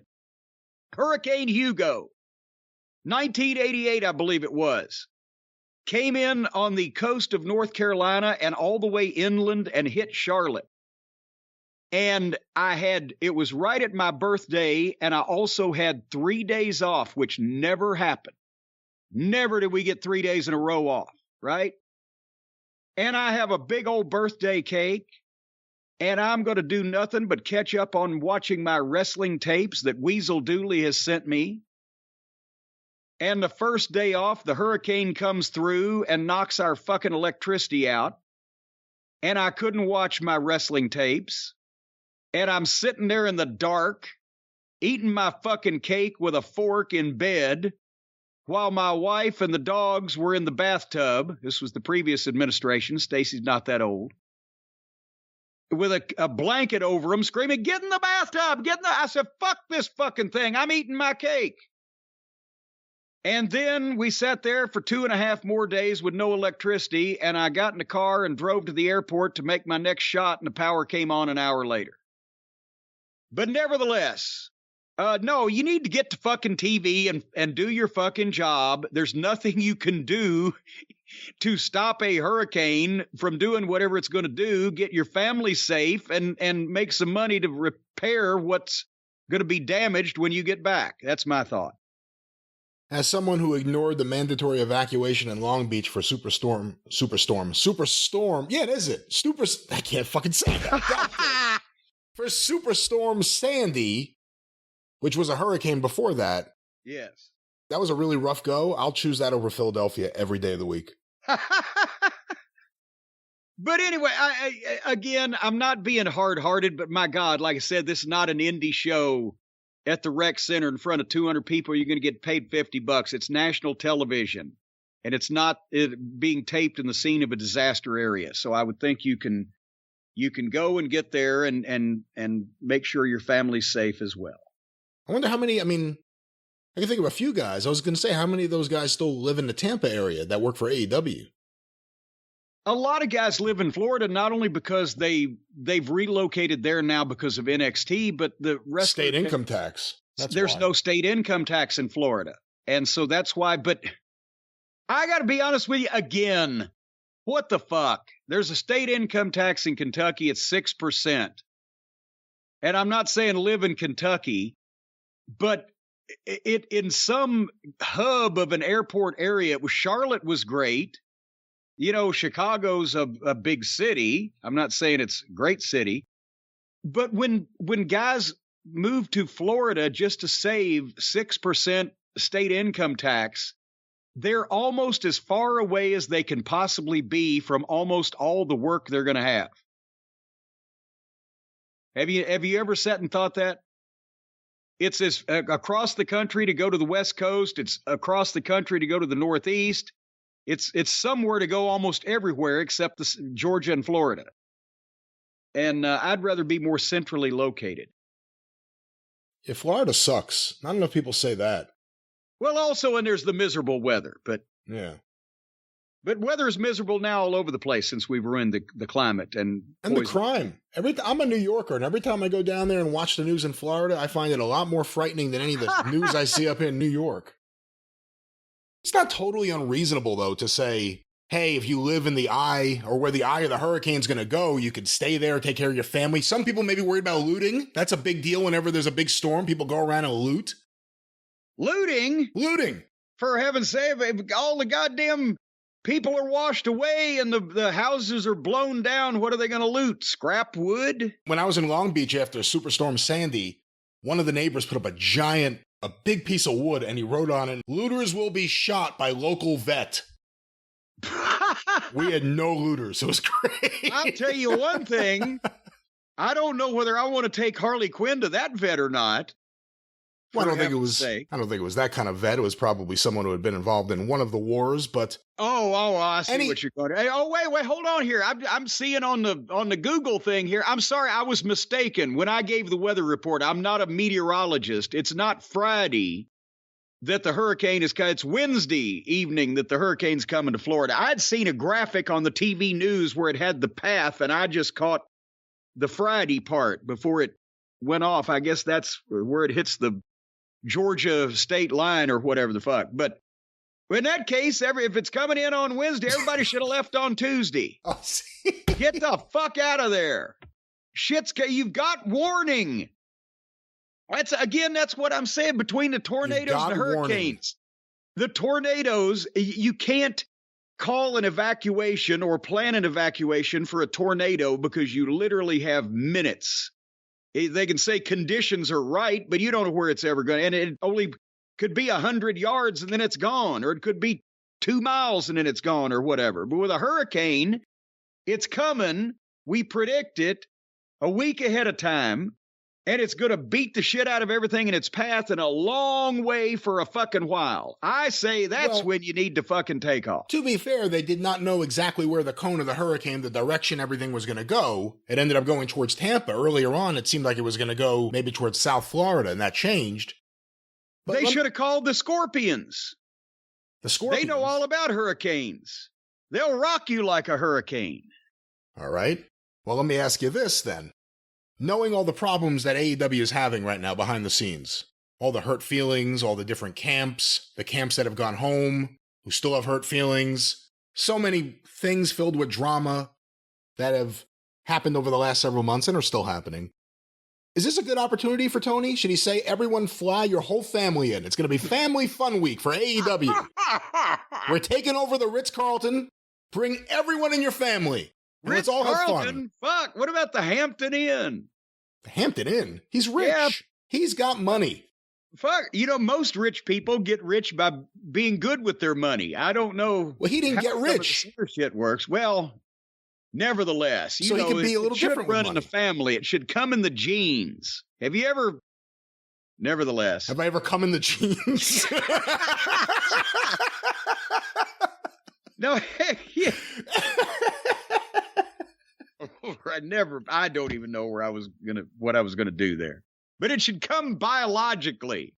It's what I'm saying, that rich people should beget people that are careful with their money. I believe you could be careful with your money, but it also could be seen as a serious morale-building company event. What about what happens if he finds out that fucking Pockets somehow has fucking 15 illegitimate children he wants to bring? Do you think he would bring all of his illegitimate children all at once? That would make no sense. He would expose everyone to everything else. It would probably blow up his whole spot. Well, no, everybody probably knows about it. He's got like 15 kids. Of all the guys there, hold on, of all the guys under different names, I don't know what I'm talking about. I'm just meandering now. If you had to put money on which wrestler there has the most illegitimate kids, who would you say? Oh, wait a minute. Hold on here. Who's that? Well, now. Serious thought into this. Well, now, you'd think somebody like Jericho, because he's a rock and roll star also, right? But we know from his younger days, he's very bashful. One girl got mad at the Smoky Mountain Flophouse. He wanted to sit and hold hands all night. And you would think Jungle Boy in a previous generation with the long curly locks and the baby face. You'd think he'd be fucking everything in sight, but I'm sure that doesn't happen anymore in his generation. Who's one of the older let's see. Maybe Big Show. Maybe Big Show. Big Show? Well, no, I'm just thinking somebody from a previous generation where they actually tried to have recreational relations instead of going back and playing video games and cutting each other's nuts off in the opposing camps in the locker room. I don't know the answer to that question. Well, it certainly is a different business. Tony Schiavone probably has the most biological children of anybody. He had he had a pretty good record going back in the Crockett days. So, of course, all those are legitimate. We were talking illegitimate, and you didn't really have any guesses. I guess this is the best diplomatic work you've ever done here on the show. Nobody gets laid in the wrestling business anymore. Now, if we were speculating about years gone by, that'd be another thing. It's almost like if you were the ugliest man alive and a professional wrestler, you may do okay nowadays just because all the other wrestlers are in relationships with the other wrestlers. There's very few single wrestlers who aren't attached to someone else that they're working with who's friends with everyone else they're working with. Well, but there's very few female fans to pay attention to the rest of them, though. So it's that's why you start a band. Ways. That's why you leave wrestling and start a band. What? I'd like to start the rubber band. The rubber band. You could be the rubber band man. Yeah. We talked about that several episodes ago. Yes, Felipe yes, Wynn. We did. We're going back to. It's a callback, as the kids say. Well, let's call forward and let's spin ahead. Jim, this next question sent on Twitter using the hashtag CornyDriveThru from Sable for the Hall of Fame. Oh, Jesus Christ. I want to get Jim's opinion on someone hacking Teddy Long's Twitter and blocking everyone that either follows him or that he follows. Looks like that dream Jim has of having had the record for blocking people won't happen. Well, actually, I heard something about this, yesterday or day before on Twitter, that several people were on Twitter saying, why did Teddy Long block me? And then I checked because I believe at one point Teddy had followed me. I was thinking that, and I checked, and he was still following me. Even the fake Teddy Long didn't block me. Maybe he didn't want any of that, playa. Yeah, what does that say? That's weird. I mean, I don't know, but I was at the point that I checked, and then I started reading that it was, because it was obviously his account. It wasn't like a gimmick account, but somebody had got into it some kind of way or whatever the fuck. But I didn't get blocked. I guess maybe even the hacker likes me. And you've always gotten along with Teddy Long, right? Well, yes. Oh, yeah. As a matter of fact, one of our favorite, the thing that we still, every time we see each other, one of us will launch into it, the other one will finish, whichever order it starts in, is when I did the Louisville Slugger interview segment in 89, 90, thereabouts in WCW, and he was managing, Ron and Butch. Doom. Yeah, otherwise known as Ron Simmons and Butch Reed. Anyway, we did the interview segment, and he was talking about whoever they were working with, but we played around in the back and said, we'll do this and that and the other thing. And then we closed off with fucking Don Cornelius parting. Because remember, Teddy, well, I don't know, were you here when Teddy was on the show? It was several years ago. That may have been before me, and if it wasn't, I feel bad that I forgot if I was there when Teddy Long was on the show, but it may have been before me. We talked for a long time about, he worked for James Brown back in the day, and he did going on the road with him, and he did radio, and he's got the voice and the patter, so we did the fucking Don Cornelius parting together. And you can bet, until next week, you can bet your last money it's all going to be a stone gas, honey. I'm Jim Cornette for Teddy Long, wishing you love, peace, and soul. And everybody in the back was like, what the fuck is going on with them? You could tell Don Cornelius owned everything because he had the least amount of charisma for a soul show host ever. Yeah, he was so laid back, though, and so just cool. stiff. It's like, what you're saying, that the studio's on fire and my wife has been kidnapped by terrorists. Well, that's cool. Here's Heatwave. Cool. Yeah. Here's Heatwave now. Always and forever. But anyway, but back to Teddy hacking. Teddy wouldn't do that. He wouldn't block all those people willy-nilly like that. And I knew something had to be wrong, and then I read the thing where and I guess, I don't know how you resolve that. Do you have to figure out who's blocked and go and unblock them, or how does that get taken care of? I'm sure Teddy wants to make things right. He wants to set up a tag team match with all the people that got blocked against this guy. Did he gain control back of his original account, or is he on a second account issuing this statement? I don't know, because I read the statement on some other form of the internet. Because this one wrestling star, I won't expose who it is, but this one wrestling star who in the last year lost access to their Twitter account because their wife got it and wouldn't give it up because they were afraid the wrestler would say things that would hurt themselves. It caused a big internal fight. So, I mean, it happens, the idea that someone gets your site and won't give it back if you give them that access. Well, I don't know whether this is somebody he gave access to try to help with his social media and went crazy, or whether it's just some rogue Code Academy graduate. You never know about these things. That's why everybody should go to school and also ExpressVPN. Make sure you name a few more sponsors while you're at it. I'm sure Teddy would appreciate us getting a paid off of his clip. Yeah, you always got to disguise and cover your tracks there. Seeing how much publicity this got, would you consider a campaign like this? What? I'm already blocking everybody. I don't need to be hacked to do that. Block everyone, even your friends. Block me. Well, fuck you. I'm not going to block you. If I block you, I can't retweet our clips. And then it would cost me money to not tell people about all of the various things we're putting up on the YouTube and the internets and everything. That's the price you'll have to pay. I need you.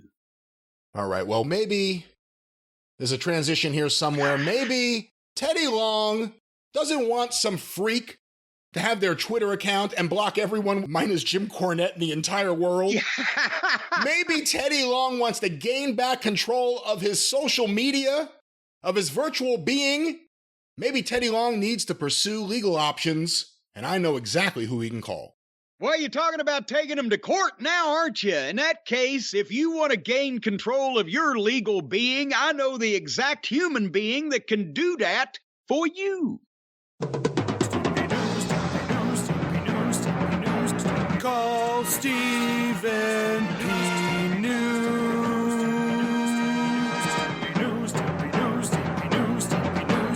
If you need to sue.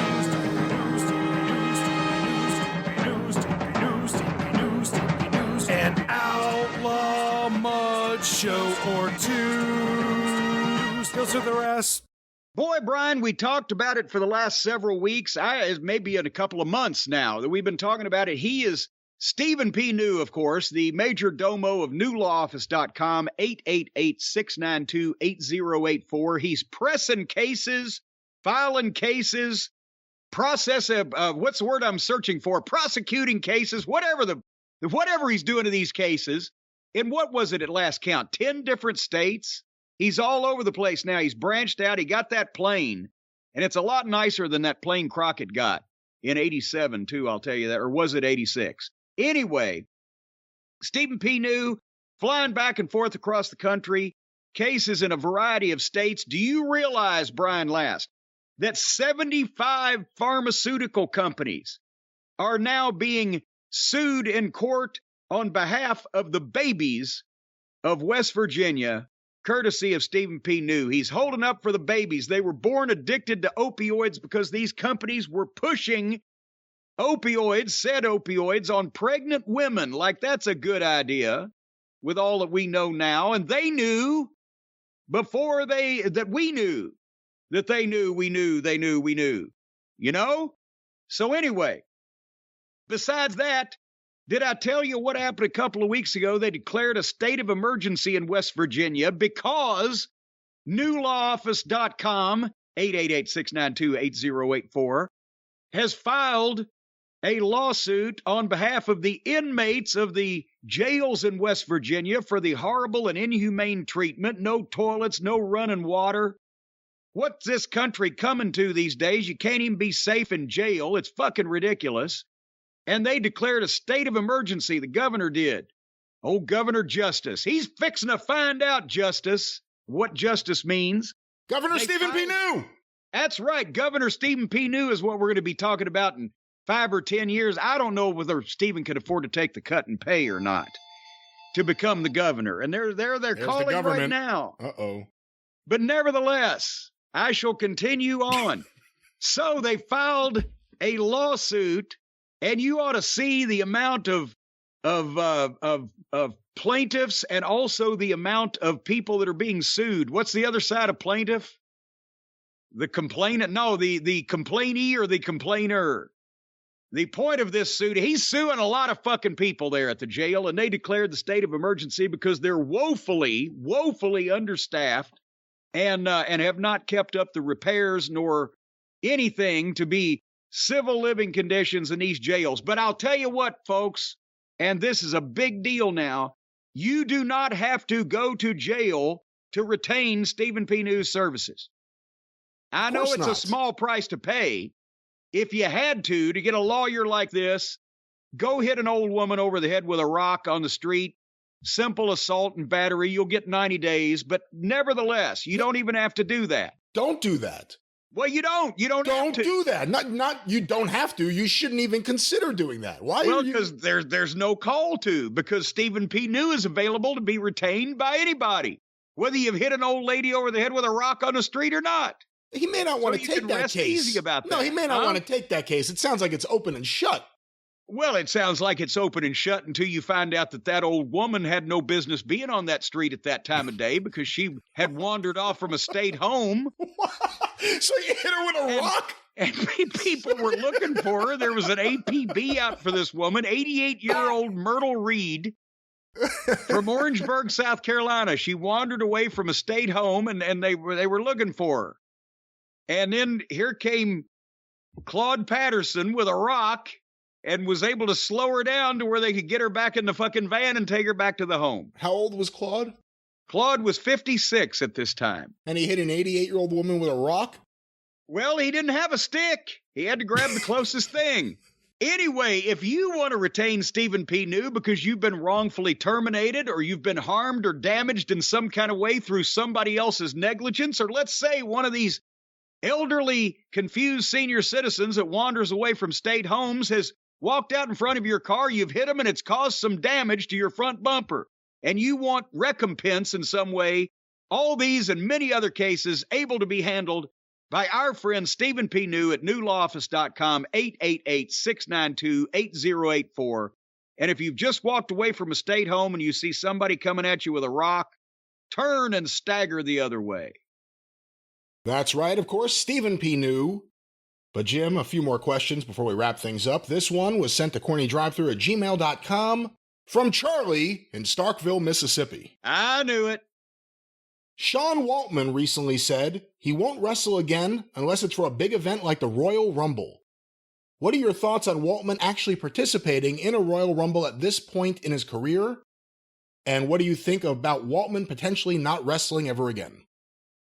Well, before I make any rash statements, I'm trying to think. I know Sean's had a bad neck in the past, right? But was he forcibly medically retired? And I'm not just immediately calling this to mind.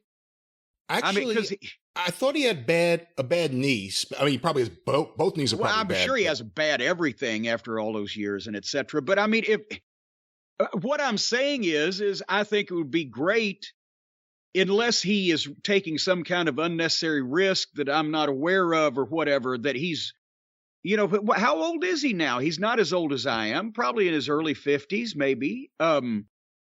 Every time I've seen him, he's been in halfway 50. Decent shape, 50 years old. 50 years old. Yeah, to come back for a Royal Rumble or some big event in the WWE where, the payoff is worth it and it's high profile, and in the Rumble, he wouldn't have to do a 20-minute singles match, by him, and it'd be expected to go at his, level when he was 30. So I think that'd be fucking great. Now, does he have heat with the WWE office or anybody that's going to prevent that? Or I guess what I'm saying is if I was him at this stage of the game, unless he just wanted to do it for fun and had no injuries, I wouldn't be out working a regular schedule of indie dates, but for money and a high-profile deal, and I'm sure he'd get a huge pop at the Rumble or in whatever WWE event. I don't know that he wants to go to AEW at this point in his career for, a match or two or whatever and piss off, Hunter for the rest of his life, but I don't think anything would be wrong with that, do you? I don't think so. I mean, I want to ask you a few questions about this. One, in general, the overall picture, and they've been doing it for a while. Do you have any issue with the Royal Rumble including a legend who may not be an active competitor, may not be someone you want to see in a singles match? Do you have any problem with that being included in the Royal Rumble? No, I think that's the place for them. I mean, the Rumble can do a lot of things. Obviously, you want, your main event top guys there because obviously you want a main event top guy to win the Royal Rumble and get the shot at WrestleMania. You also have your durable and loyal mid-card guys that you can put in there that can go in either direction. And that's also somebody for a giant or a monster or whatever is some fodder for them to throw 3 or 4 out. You bring back, I don't know necessarily if a legend is always the right word, but a previous roster member, a talent that is well thought of by the fans and be remembered. It's a nice surprise. As a surprise entrant, the Royal Rumble there's never been a qualification set to be in the Royal Rumble. Or am I missing something? It's always just been, hey, 30 superstars or however many. I mean, even sometimes I think actors have gotten into the Royal Rumble. Wasn't Drew Carey in the Royal Rumble, or am I thinking of someone else? I don't know. Well, he's in the Hall of Fame for some reason. I've probably tuned that out, but I'm not advocating going that far. Because still, it should be, if you're going for a shot at the WWE Heavyweight Championship, then, you've got to be, it can't just be goddamn, some jack off the street, point I'm making. So your current top guys, some of the rest of your card, a former talent or two from the roster to get a nice pop that can still go and be credible. That you can do all those things. I don't see any reason why that. And then also it's a great place to debut a new guy if you were going to do that, if he can come in and make an impact in the middle of the match or even win the match or whatever. So there's a variety of different kinds of talent you can put in the Rumble, and they're not out of place because there's no criteria. You don't have to have X won and loss record to get into the Royal Rumble. You just, obviously, I think the criteria should be you're a recognized WWE star of past or present. Or maybe even some pro athlete, Logan Paul, whatever the fuck, right? But, not just Drew Carey. Another question I wanted to ask you about all this, and we'll use Sean Waltman as the example, because he has not been an active wrestler in quite some time. He retired fairly young. He went through a lot in his life. He had a lot of injuries, a lot of outside of the ring issues. He's in a really good place in his life right now from everything I know. And here he is having the itch to do something. I think he did a few independent dates. If he wants to do the Royal Rumble, I have no problem with it. I think that's the place, like you said, it'll be good. I also don't have a problem with someone like that, if they're healthy enough, being used in angles and promos building up a big match that could be on a show. I don't think you could expect more than one match, because I think the one thing we've seen from a lot of these guys is they're in good shape, they train to come back, they'll have a good match, and they're going to come out of it injured. It almost seems like that's across the board, everyone that comes back. Well, and I was about to say, Edge has been hurt a couple of times. Yeah, I mean, you can't tempt fate like that. If somebody feels like that they're in good shape and that they can come back and they can perform at a level that they're comfortable with and that they don't think is going to make anybody feel like they're let down, then they should be able to do that. But then, like you said, I'm not saying they should just do it once, but maybe they shouldn't try to, okay, now I'm going to be a weekly presence on television. Because that, even if you've got a guy doing promos and talking or not actually being active, more often than not, when somebody's at TV every week, there's not only the natural inclination of the writers to try to find something else for them to do or work them into the ring some kind of way, but there's the itch from those guys that are like, well, I could do some more of this. And so maybe it should be periodic rather than a short term, but regular during that short term, because that way you got more time to heal up from whatever you bang yourself up doing to begin with. All right, Jim, for our next question/topic, It's actually something I want to ask you about because I've been looking into this a little bit. And I just heard from Tim Hornbaker, the noted wrestling historian, the author of several fantastic wrestling books. Have you been following what's gone on with the Wrestling Hall of Fame in Wichita Falls, Texas? Oh, boy. Well, I mean, I couldn't quote it chapter and verse because this has been going on for the past couple of years, but I understand they rescued most of the items, right? That I don't know about that. Well, I thought they had transferred them somewhere else, or that somebody had control of them and was trying to get them back to the right people a couple months ago. I know first that's the one that got flooded, right? And then people disappeared, and Johnny Mantell and his wife, I think, specifically disappeared. Well, and you know, did anybody check the crawl space? But what's going on? I have a letter here that Tim Hornbaker sent out to various wrestling historians because everyone's been wondering about this. I'll read you some of this. Last Thursday, I visited the storage rooms in Wichita Falls, and Lori, I'm trying to see what her full name is. There's a woman named Lori that's been helping him out. Gave me a tour of the former home of the Pro Wrestling Hall of Fame. Needless to say, the site of the museum is currently a wreck, and little is there. He arranged to have the collections of Fred Hornby and J. Michael Kenyon moved to a secure storage room a few blocks away. So they protected all the research of the historians. Good, good. The museum was much bigger than I expected, but it is a death trap now, with lights hanging from the ceiling, crumbling walls, and other dangers that could seriously injure someone. Lori believed that being in that space too long was making her sick, and I believe her. There is a room full of mannequins, and another that was tagged by thieves who had broken in and stolen items. We rode the elevator up to the 3rd floor, and expected to do so going down. However, as we were leaving, we quickly learned that the elevator was no longer in service, and someone was now trapped inside on another floor. Oh, Jesus Christ. When we got outside, the fire department was pulling up. I don't mean to laugh, but he's a good writer. I spent a good amount of time in the main storage room, and I got a pretty good look at everything. It does appear that the material has been picked through, and things were in disarray. Oh. There were boxes of newsletters, such as The Observer and The Torch, Tom Burke's Global, and other publications. There were 2 or 3 big boxes of wrestling books, and most of them were modern. There were boxes of results and research, but it appeared to be mostly from Fred Hornby's collection.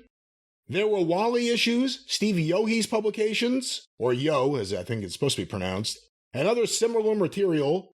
I couldn't directly pinpoint a great deal of J. Michael Kenyon's research, but there seemed to be much of Fred's work there. Tim paid for 2 months of storage for all that material to be put away. This is the interesting stuff here, too. As for what is currently left in the rooms, in the main room there are more newsletters, a box of clippings, books, and other paperwork. In the second room, there are plenty of VHS tapes, garbage, broken glass, and some furniture. Mick Foley's couch is there. Oh, in the first room, there's a box or 2 of posters. There is also a box of Ray Stern DVDs. On a shelf in one of the empty and decaying rooms of the museum was the most horrific find. Our friend and mentor, J. Michael Kenyon's ashes, were laying unattended and unprotected. There was a bag of individual baggies, each containing a note written by his partner Joan with his personal wishes. Obviously, his wishes had not been followed, and it is sad to know that his resting place had been mixed with the crumbling ruins of the former museum. I have his ashes here now. I'd like to send them to fellow historians and friends to see that his wishes will be followed as he had hoped. Well, I was about to say, I wouldn't think they would have left the ashes sitting there so I'm glad he got those. And that's really the sum of it. There's a lot there, but it's really a disgrace what happened there. And I will say another thing, and I feel bad saying this sometimes, but there are lots of people with good intentions who get involved with wrestling halls of fames. This is why I'll never give anything from my collection to anyone, ever. No. And what Johnny Mantell, the way that he got that down there was because he's from that area and he knew somebody in the city council, chamber of commerce, something where the town agreed to go in and foot some of the cost or provide some of the place or whatever. I can't remember what the details were. And then that all fell apart and shit just went south, right? Pretty much. And Johnny Mantel disappeared, and there was a long time where no one was getting any answers. And I don't think anyone knows where Johnny Mantel is now. But there's now another Hall of Fame in upstate New York, with a lot of the people that were involved with the previous Hall of Fame in upstate New York, which sent all the possessions to Texas. Yeah. It's just such a mess. It really is a mess. I hate to say it, but WWE really is the only person positioned to do a Wrestling Hall of Fame, and I would never trust them to do a Wrestling Hall of Fame. Well, you and me, but we got other things to do. Maybe when I have more free time and you have, I won't live long enough to see you have more free time, probably.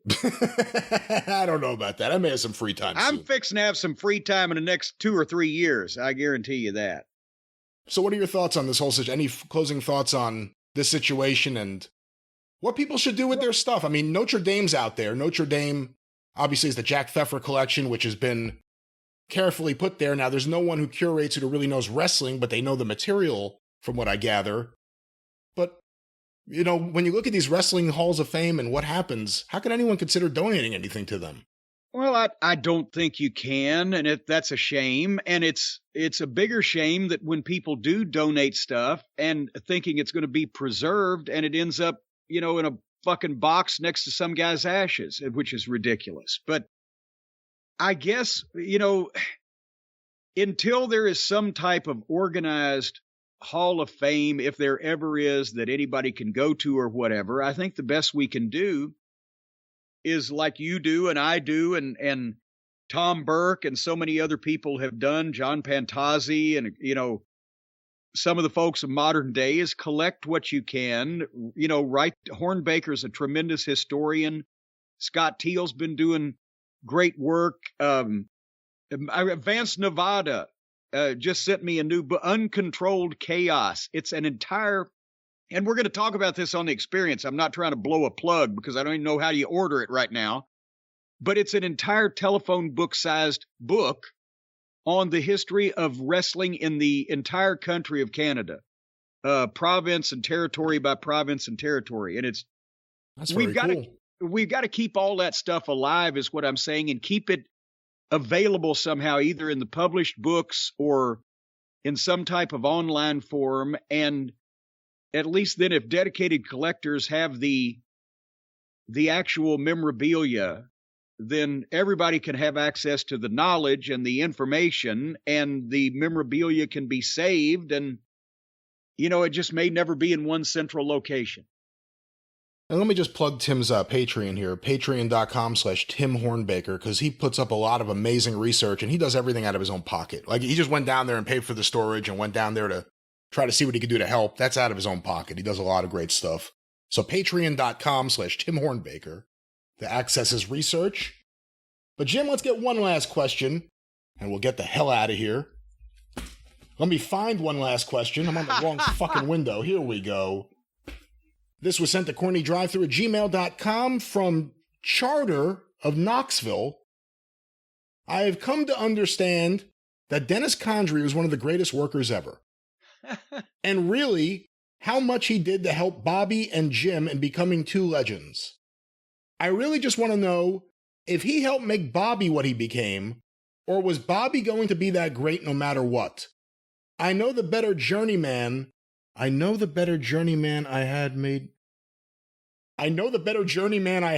me better at my job. I don't know what he's trying to say there. And the subject line said, did Condrey make Bobby better, and how much better? Or was Bobby great no matter what? Well, yes and no, and yes and no. Here's the thing, Bobby athletically, he was a natural worker. He could do all that stuff. And Brian, you've seen not only the Mid-South, really the Mid-South tapes, because in Memphis, he was doing a lot of this stuff, but the money was, you know, not great. But when in Louisiana, he all of a sudden started getting those big checks, nobody was taking bumps and working like that. And just it seemed like he was out of control, but he was in control. But what a worker, right? But he would have been able to do that and was already doing that regardless of Dennis. Where Dennis made Bobby better was by having more experience in a main event spot through the various, him and Phil Hickerson and him and a couple of different partners and him and Randy Rose in Continental. Dennis was a little more forceful than Bobby was in terms of, you know, we're going to call this match, we're going to do this our way, and we're going to get over and blah, blah, blah. But Dennis also just had that heel tag team psychology. And I mean, Bobby had tag team partners before, but was Coco Ware really going to teach Bobby anything about ring psychology when Bobby'd been in the business longer than Coco had by 2 or 3 years when they were partners. Coco had been in business 3 years at that point. George Goulas, need I say more? So Dennis, for me and Bobby, taught both of us more about the psychology of the match and getting the match over and doing the right thing at the right time rather than just because Bobby would do everything to try to get a match over, but sometimes it wasn't the right time to do that thing. So that's where Dennis was instrumental in the formation of our Midnight Express. And as he says, that's the thing. If you go back now, especially now, there's nobody that works, and there wasn't really then, that works like Dennis Condrey. He was almost perfect. He was the closest thing to impeccable that you could get in the ring in terms of never making an observable mistake, being able to, the ring positioning, the body language, the way he fed for a comeback, the heat spot, any aspect of the match. Not only was Dennis in the right place and did it at the right time, but if somebody else was in the wrong place, he could fucking adjust on the fly and you wouldn't realize what he was doing. And it would still look natural. He could cover up other people's mistakes. And he didn't do anything supernatural. There was nothing flashy. He didn't come off the top rope. But everything, the power slam, the double arm suplex, the pile driver, the leaping pile driver he did, the goddamn clotheslines, just the punches, the blows, the tackles, everything was sharp, was crisp, was safe. Nobody ever got hurt. You know, there's nobody really like that in the business today that's just almost impeccable at positioning and timing, and everything that they do looks as close to legitimate as possible. And they stick to that instead of trying to do crazy shit with other crazy people that ends up going sideways. Dennis did not do any goofy shit that was going to look fucking phony. So, I mean, that's what Dennis brought to everything. And when you go back and watch the footage of him now, you know, not only in Memphis, but especially Mid-South, world class, the year and a half or so of Crockett, whatever. That's why Arn Anderson always praised the team of Bobby and Dennis. That's why so many other guys always said Dennis was a night off, because he was a dream to work with. There was never going to be any mistake or any problem or any fucking injury. Would Dennis have been a good teacher, or was it skills that you can't really teach, you just have to instinctively get it, or would he have not had the patience to be a teacher? Well, no, he would, and he was. He trained guys when he moved to Colorado and got out of the business. He trained guys out there and ran his own spot shows that nobody ever even knew about. Him and Murdoch, because Murdoch was living in Colorado. And he did do some guest training at, I don't know if it was FCW. It was before NXT. It was probably FCW at that point. And worked with some of those guys. That's FTR. He's worked with them. And when Jeff Jarrett was trying in, 2008 or 9, to get TNA to set up a developmental program or some type of training program, Dennis was the one that he was talking to be the head trainer, because Dennis living in Huntsville, it's not that far from Nashville. And they brought me down to help tell some of those TNA executives that Dixie had hired how to set up a wrestling school from the business standpoint. And we had that experience of setting up OVW, we had one of the best workers in the business to be a trainer, and Jeff Jarrett, the minority owner, wanting them to set up a training program in Nashville so that they could not only produce new talent, but maybe polish some of what they had. And we couldn't get a goddamn decision out of any of those people until finally then Jeff was exiled and it all went to shit. All right, Jim. Well, with that, the drive-thru is closed. All right. See? No melody there either. Bop, bop. Of course, the Jim Cornette Experience debuts this weekend wherever you find your favorite podcasts, and back here next week on the drive-thru. Once again, wherever you find your favorite podcasts. Get access to the archives of the drive-thru and Experience. Patreon.com/Cornette. $5 a month gets you access to the archives of the drive-thru and Experience going back to 2013. Patreon.com/Cornette. Subscribe to the official Jim Cornette YouTube channel. Just go to YouTube and search for Jim Cornette. Full episodes, clips of episodes, omnibus collections, all with the very popular Travis Heckel artwork. Check it out today. The official Jim Cornette YouTube channel. You can follow Jim on Twitter at @TheJimCornette. You can follow me on Twitter at @GreatBrianLast. You can hear me on the 605 Superpodcast at 605pod.com. Available wherever you find your favorite podcast. And don't forget about the wrestling news, wherever you find your favorite podcast, or thewrestlingnews.com. Free daily morning wrestling newscast. The Wrestling News. Cornette's Collectibles at jimcornette.com. What's going on over there? Well, action figure Armageddon. And again, the first 150 figures or so is headed out this week. They're in the hands of the Feather Bottoms, and that will continue for a number of weeks. If you have ordered, stick with us, folks. Everything hand-signed to order by my senior citizen fingers. It takes me a while these days. JimCornette.com. That's right, JimCornette.com. And of course, the drive-thru is brought to you by the Law Office of Stephen P. New, 888-692-8084. Get even with Stephen at newlawoffice.com. But until this weekend on The Experience, and next week right back here on the drive-thru, for Jim Cornette, I'm the Great Brian Last. Tally-ho!